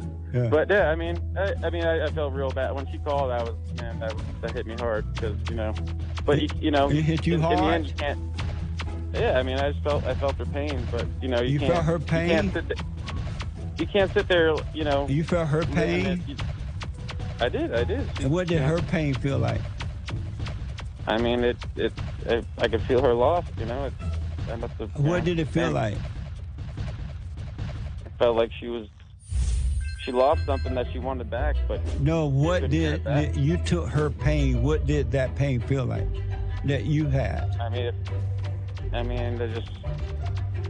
That's hard to describe. It's hard to describe what you feel sometimes. No, but what did you took on her pain? So that meant you knew what she was feeling, right? I felt it. I don't know if I know it, but You said you took on her pain because you felt it, right? Yeah. And what did you feel? I felt sorrow for her, but. And how do you know that was her pain? I guess it wasn't just her pain. It was like, I guess. I'm sorry? I don't know. I don't know if it was her pain, but. You said you felt her pain. How do you know you were feeling her pain? I could feel it from how she was, the emotional. Women are emotional sometimes, but. So are you a woman? Yeah, I don't know. No, I'm a woman. And so, well, hey, I'm not a biologist. I'm not a biologist. How do you know it was her pain, though? That's what I'm just trying to understand. That's all. She was feeling pain. But how do you know it was her pain that you were feeling? I don't know. It was her. I was feeling damn, you got me. What do you mean? I was feeling pain. And what did the pain feel like for you?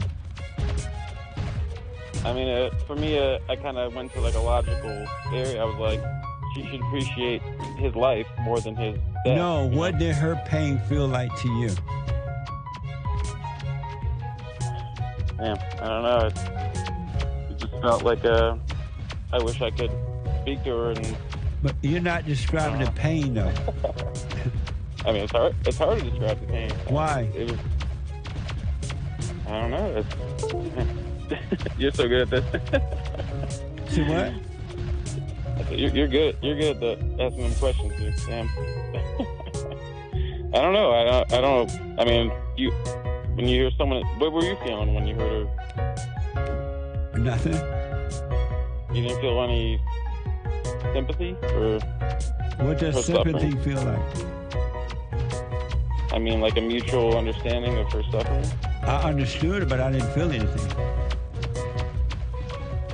Oh, damn. Yeah, that's true. You can't let emotions get involved. Yeah, No, so you're right. you still didn't describe her pain that you took on. I guess like I said, when I heard her talking, in my head, I was like, she should appreciate his life. I know, but his what death. was the pain like? And where was the pain? I guess it was more a pain in the head. It was more a pain in the head. I wish I could talk to her and be like, hey, You're not describing the pain, though. It was like a hollowness. It was, it was like it could happen to me with anyone I know.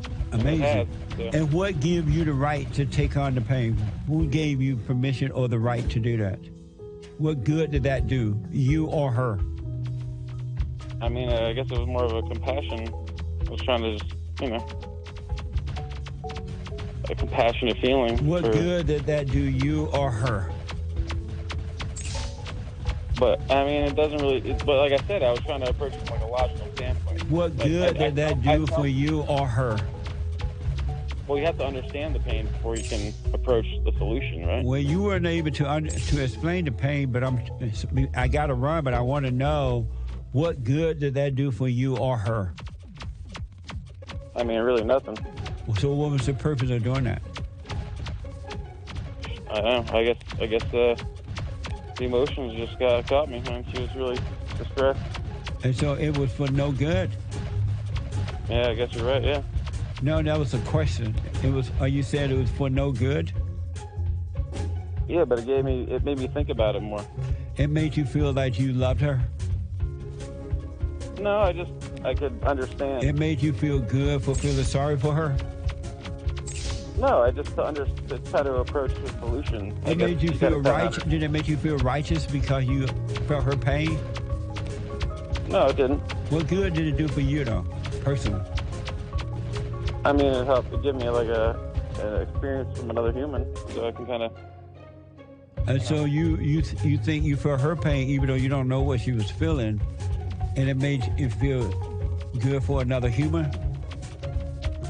I mean, I just, you can, when someone's in pain, sometimes, some people just want other people to, help them for the initial period, I guess. But how are you helping them, though? You're not helping them by taking on that.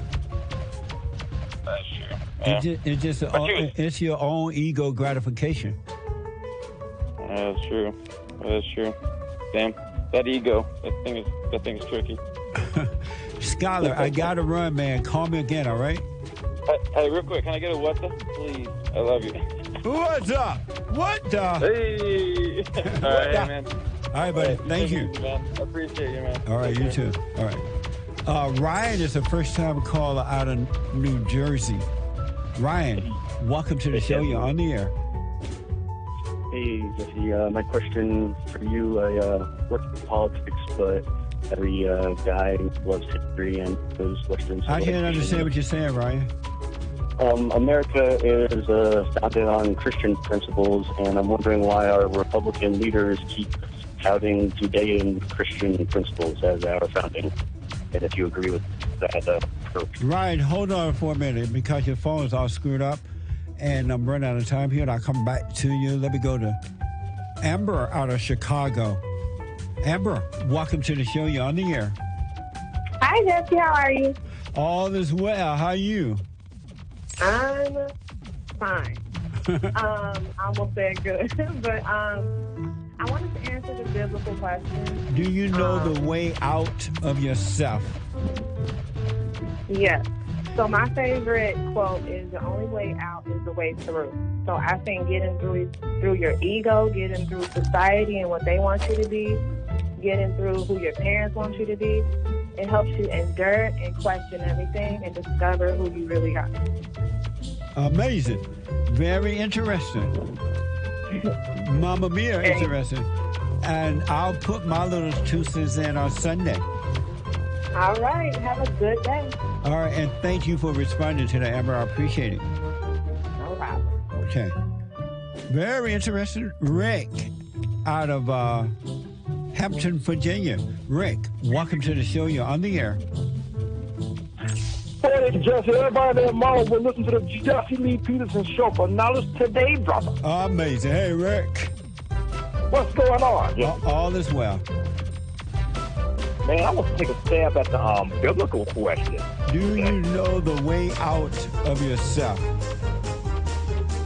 You know, I truly believe, Jesse, the way out of yourself is having, like the silent prayer, having peace within yourself.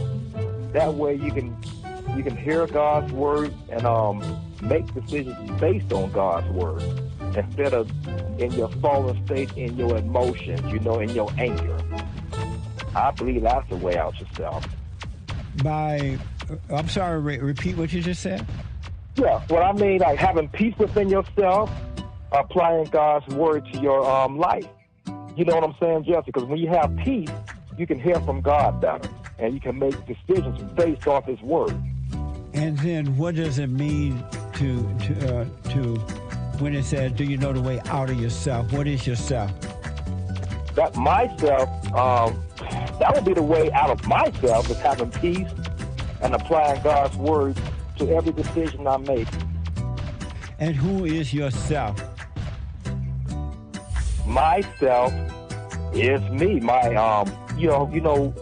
We tend to be on our feelings and emotions anyway, so we tend to make decisions based on what makes us feel good. And so, what is yourself? Who is yourself?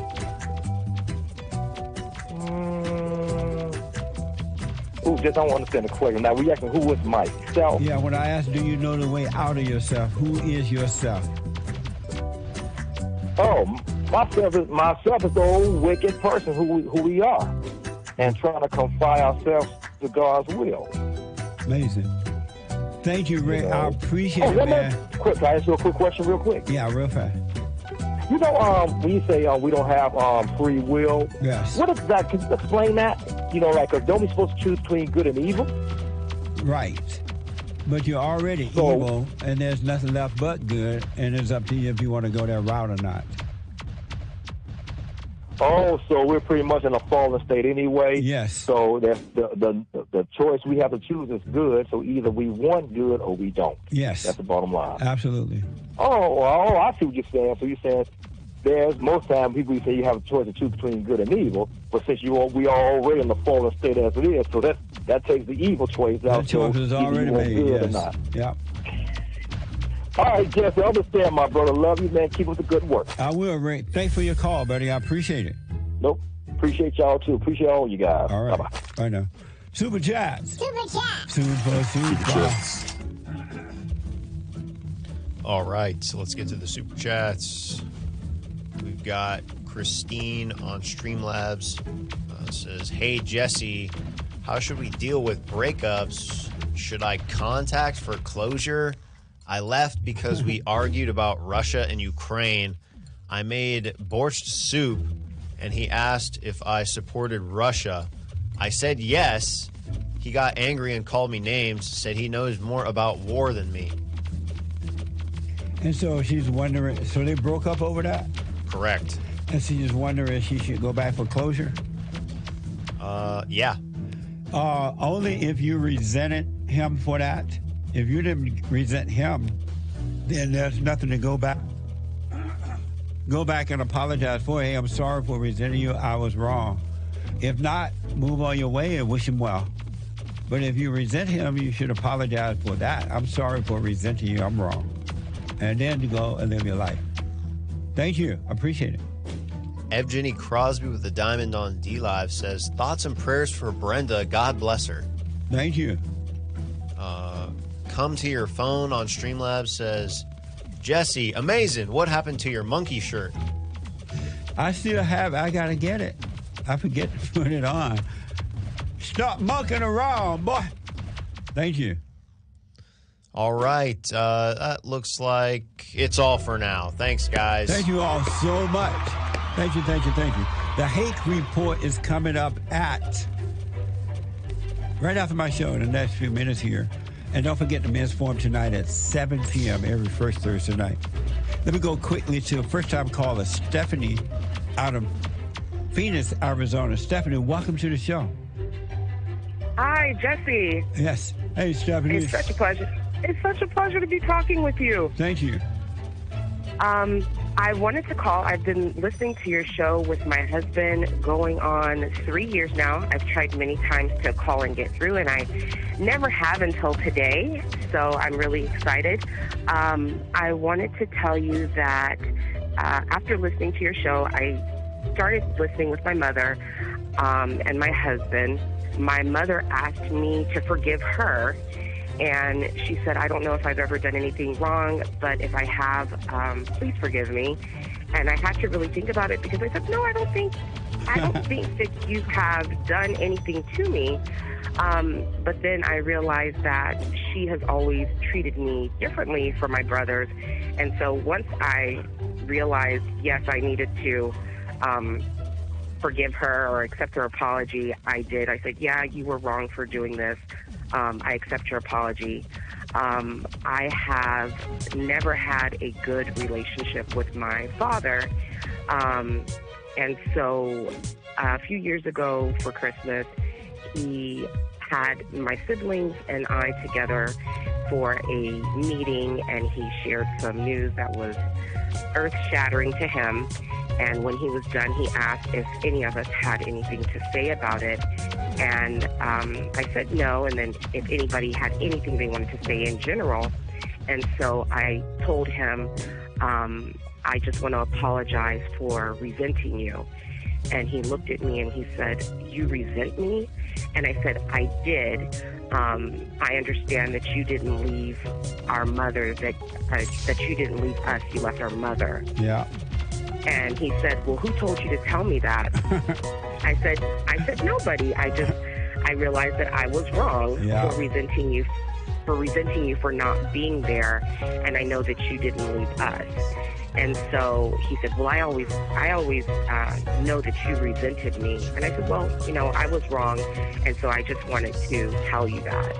And after I apologized for resenting him, I no longer had fear of saying anything to him because I had always been afraid to be honest or to say anything to him. Yeah. It's kind of intimidating.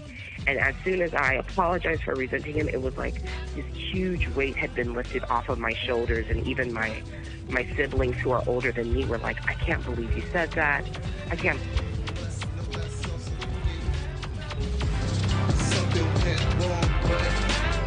Check. I had to get on the track one time. Joel Friday here. Check. Look, stand up. We got fighting to do. We gotta show 'em who boss. He put a Viking in you. He put that lighting in you. Igniting the truth. But you beg and blame and lie and hate and never wanna stand for the truth.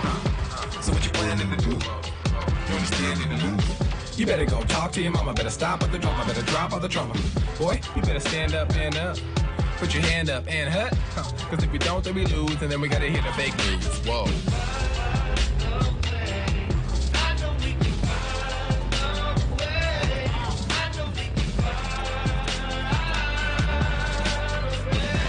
You must know thyself so you can.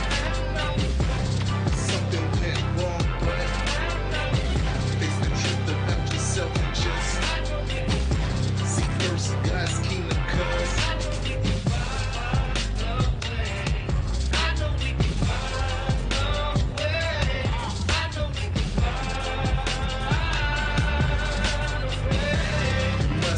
so you get something went wrong, but face the truth about yourself and just seek first God's kingdom, cause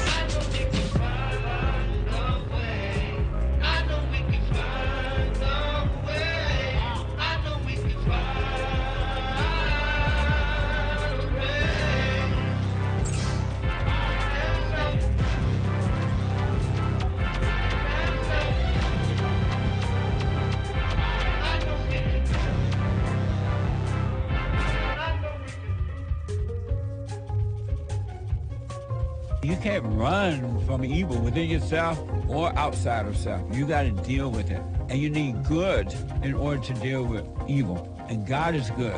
You need to return to the Father. And you'll see within you, he will fight the battle for you.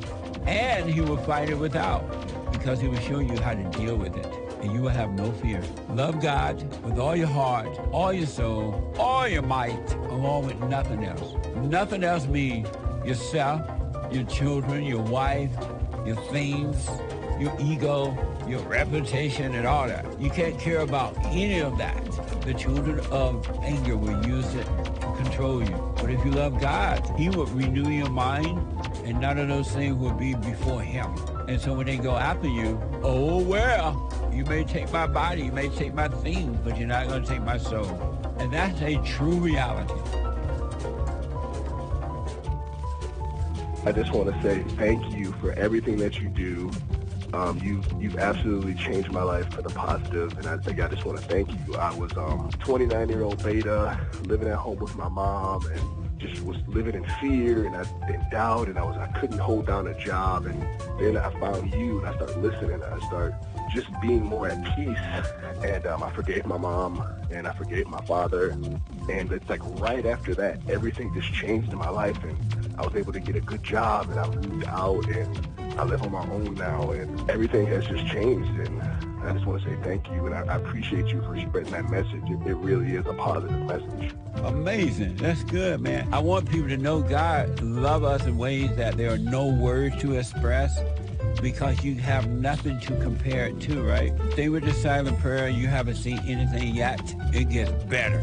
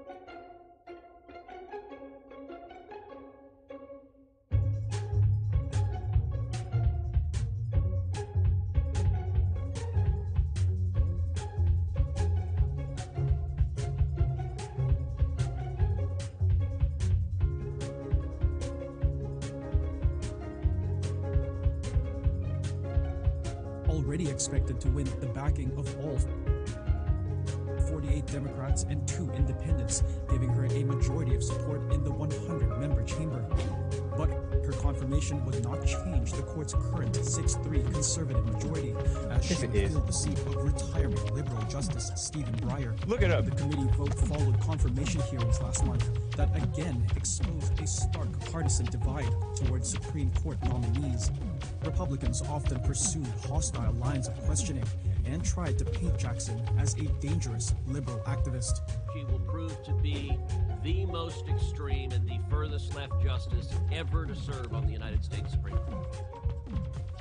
She will be to the left of Justice Sotomayor. She will be to the left of Justice Kagan. She will be way, way, way to the left of Justice Stephen Breyer. Democrats, meanwhile, praised Jackson's qualifications and record, while hailing the history-making aspect of her nomination.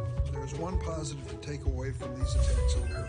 It is that the nation saw the temperament of a good, strong person ready to serve on the highest court of the land. A final confirmation vote on Jackson was expected for Thursday or Friday. Ridiculous, huh? Shameful.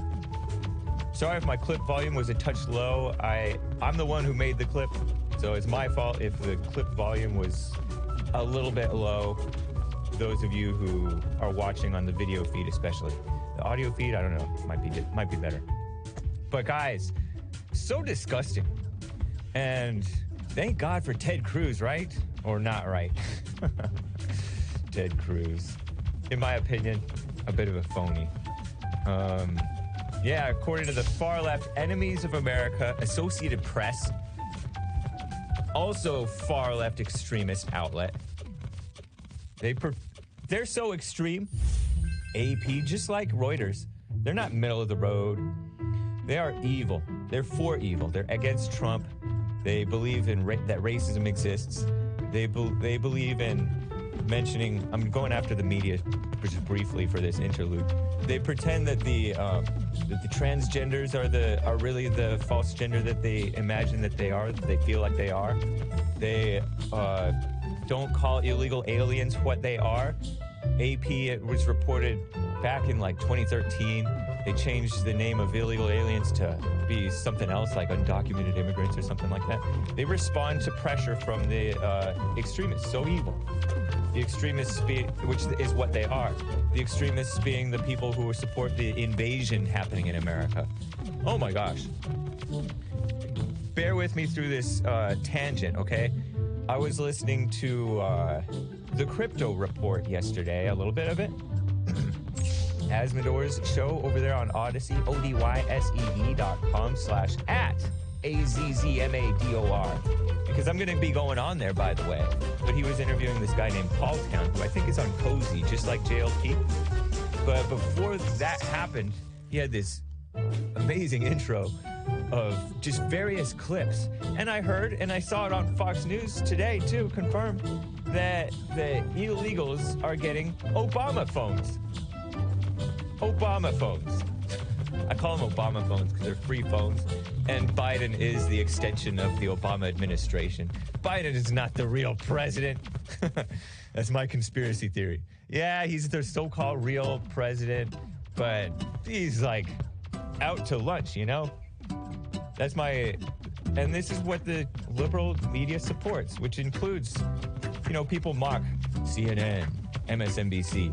And yeah, they're mockable, but so too is far-left Reuters and far-left Associated Press. Anyway, this Ketanji woman, back on track, guys. I don't want to get too off track. I do have to get to calls. Ketanji would make history as the first black woman, and they capitalized the letter B in the word black. Let me correct that. Put open bracket, lowercase b, close bracket, for lack. Black women lack sense lately. The first public defender to serve on the U.S.'s high court, too. Oh, my gosh. What a disgrace. Speaking of disgrace, let me click a new thing here. Let me cover Cory Booker. He quotes... Oh, my gosh. You guys got to support JLP on Subscribestar and or Rockfin. I mean, I recommend it. We have cool exclusive content there. I'm on Subscribestar too. I appreciate the support, guys. I see 3 of you already. 3 of you. Oh, shout out, guys. But here's so-called Senator Cory Booker, joke from New Jersey, former mayor of Newark. This is from April 4th, a couple of days ago. ABC News highlighted this twice in tweets on April 4th. This is clip 12, I believe. Cory Booker quotes Maya Angelou. Maya Angelou is a dead black female poet, kind of fat, I think. Although they put her on a quarter and they made her skinny and young. But she died. Rest in peace, Maya Angelou. Cory Booker, this goofy guy who doesn't even seem quite black, because he's mixed or something. Bug-eyed guy. Like I'm one to criticize bug-eyed people, but still, he is. And phony. He's very entertaining, though. Just a phony person. He quotes, "Still I rise," during the Senate Judiciary Committee hearing, for which, honestly, he should get reprimanded, censured. On Ketanji Onyeka. Rise, Judge Jackson, all the way to the highest court in the land. Just a bunch of weak woman talk. Listen to this. Here it is. I am hearing from people, not just black women, but particularly black women, who have been relating to me their stories about having to come into a room where you're more qualified than the people who are sitting in judgment of you, and having to endure the absurdities of disrespect that we saw Judge Jackson endure. The stories I'm hearing are replete from folks in all kind of jobs and all kind of experiences in their lives who are so qualified, so worthy, and what they've had to endure. And that's what struck a chord this week. I don't think, again, we are going to have our political substantive disagreements, but it was the treatment in some of these questions that triggered a hurt in so many people I know and have encountered. How could they create these caricatures? How could they create these exaggerations? How could they disrespect a person like her who's done everything right in her life and in her journey? How?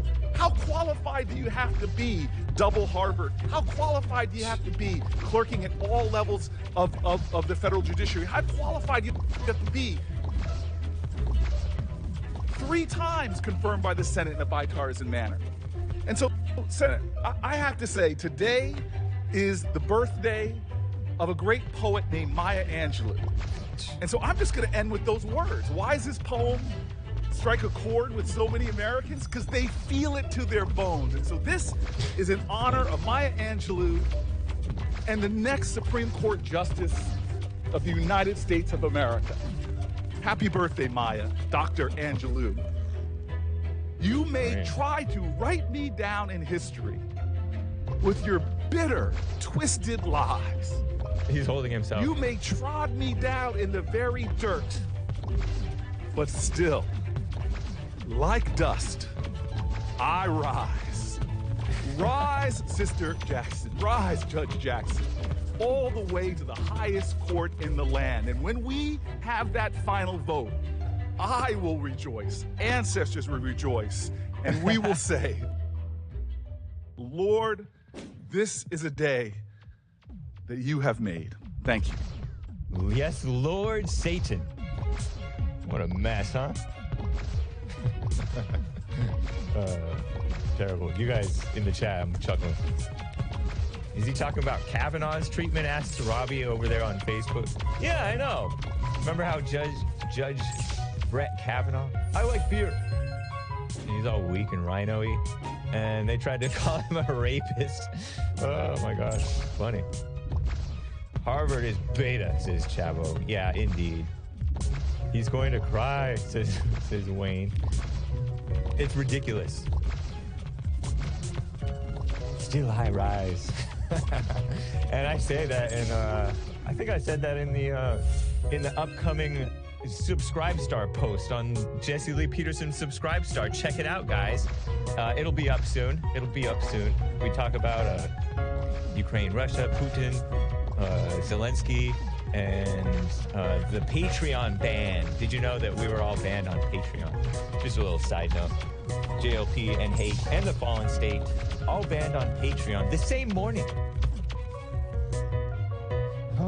Seems orchestrated or something. So ridiculous. Why is Judge Jack any quoting the Bible? This is the day that the Lord has made. Lowered, not Lord. Lowered down into hell. Ridiculous. But what else is there to say? Cory Booker, Big Bump says Cory Booker is all mama. He and RuPaul are cousins. Are they really? RuPaul, the guy who said, drag queen. RuPaul, that's the same guy, right? RuPaul, the cross-dressing black mess of a person from way back. He's all old, too old to be messing around dressing like a woman. Shameful. And there's a whole lot of weak woman talk. The Daily Beast put out this. By the way, as I'm talking about this, you can just kind of show pictures. I screenshotted all those tweets, a bunch of tweets on this Twitter thread of this Ketanji woman, not because of what the tweet said. I didn't even read the tweets, but because they have so many different photographs of this woman. I guess she's very photogenic. She seems like a boisterous, smiley, charming, semi-big black woman. Isn't that nice? A pleasant smile, right? And so just in general, if I happen to be talking about Ketanji, you can just randomly show tweets, I guess, if you feel like it. The Daily Beast quotes this woman, Eleanor Clift, a purportedly white woman, I don't know, probably not Christian. The far-left Daily Beast, on whose board this woman sits, this daughter of Hillary Clinton. Chelsea Clinton sat on the board of the Daily Beast, the far-left extremist Daily Beast. We probably won't remember the names of Republicans who performatively voted against Judge Jackson's confirmation. That's Ketanji Onyeka. But 30 years from now, we will be talking about the first black woman on the court. Her record, her rulings. Wow, you found it. It's funny. That's good. Yeah, ridiculous. So writes this Eleanor Kraft woman. And she has this, like, short-haired old lady, purportedly white, who knows, maybe not a normal white, you know, ridiculous, unchristian woman, old lady, talking to her mess. 30 years from now, are we going to be even just every bit as shallow and pathetic? We being, I mean, the society. Ridiculous.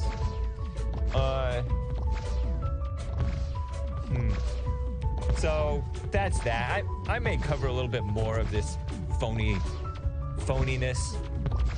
Dick Durbin is not as entertaining as Cory Booker. Dick Durbin is another Democrat. I'll cover that later, maybe. Let me get to a call or two. I'd like to keep this thing going. You can call in 888-775-3773. And remind me to tell you about my shirt, my t-shirt that I'm wearing. TheHakeReport.com. And look for Teespring in the menu. Bobby in Texas is on the line. Bobby, how are you doing? I'm doing fine, man. How are you? Fine, sir. What's up? Oh, not much, man. Just working, taking a little break. Right on. Appreciate you calling in. Yeah, so, man, I've been talking to a couple of, I guess liberals, in my day-to-day. And they try and tell me, that not all the Democrats are, AOC and blah, blah, blah. And that's what they tell you? Yeah. I mean, I'm I hate AOC and the squad. They're not, but they aren't even the ones I worry about. The ones that, that I personally detest the most are the guy you just showed, Cory Booker. Right. Maisie Hirono in Hawaii. whatever her name is. I hate that lady. She's my least favorite probably of every single one of them. I cannot stand her like rhetoric. She's all, men, just shut up and step up and do the right thing for a change. Literally, every time she speaks, it's just like nails on a chalkboard for me. I can't stand her. She's in her like mid-70s. There's like they try and say this like that they're not, and I'm like, tell me one that's not. Tell me, name one. And, you know, they'll probably jump in and say something like Manchin, you know, who's Joe Manchin? One guy. You're going to try and name one guy. He's just as dirty. The outcast. He may not be as, you know, awful as the rest. He may have a little bit more common sense than a typical Democrat leader, but it's like, they're all horrible. They're all awful. I mean, look crazy. At Nervous Nancy Pelosi or Chuck Schumer. They're the top leadership. Obama, Biden, what's her name? The affirmative action vice president. They're all disgusting. So yeah, anyway. They're not. It's not like there's this area like of Democrat leaders that's like, oh, these are the sane ones. You know, there's this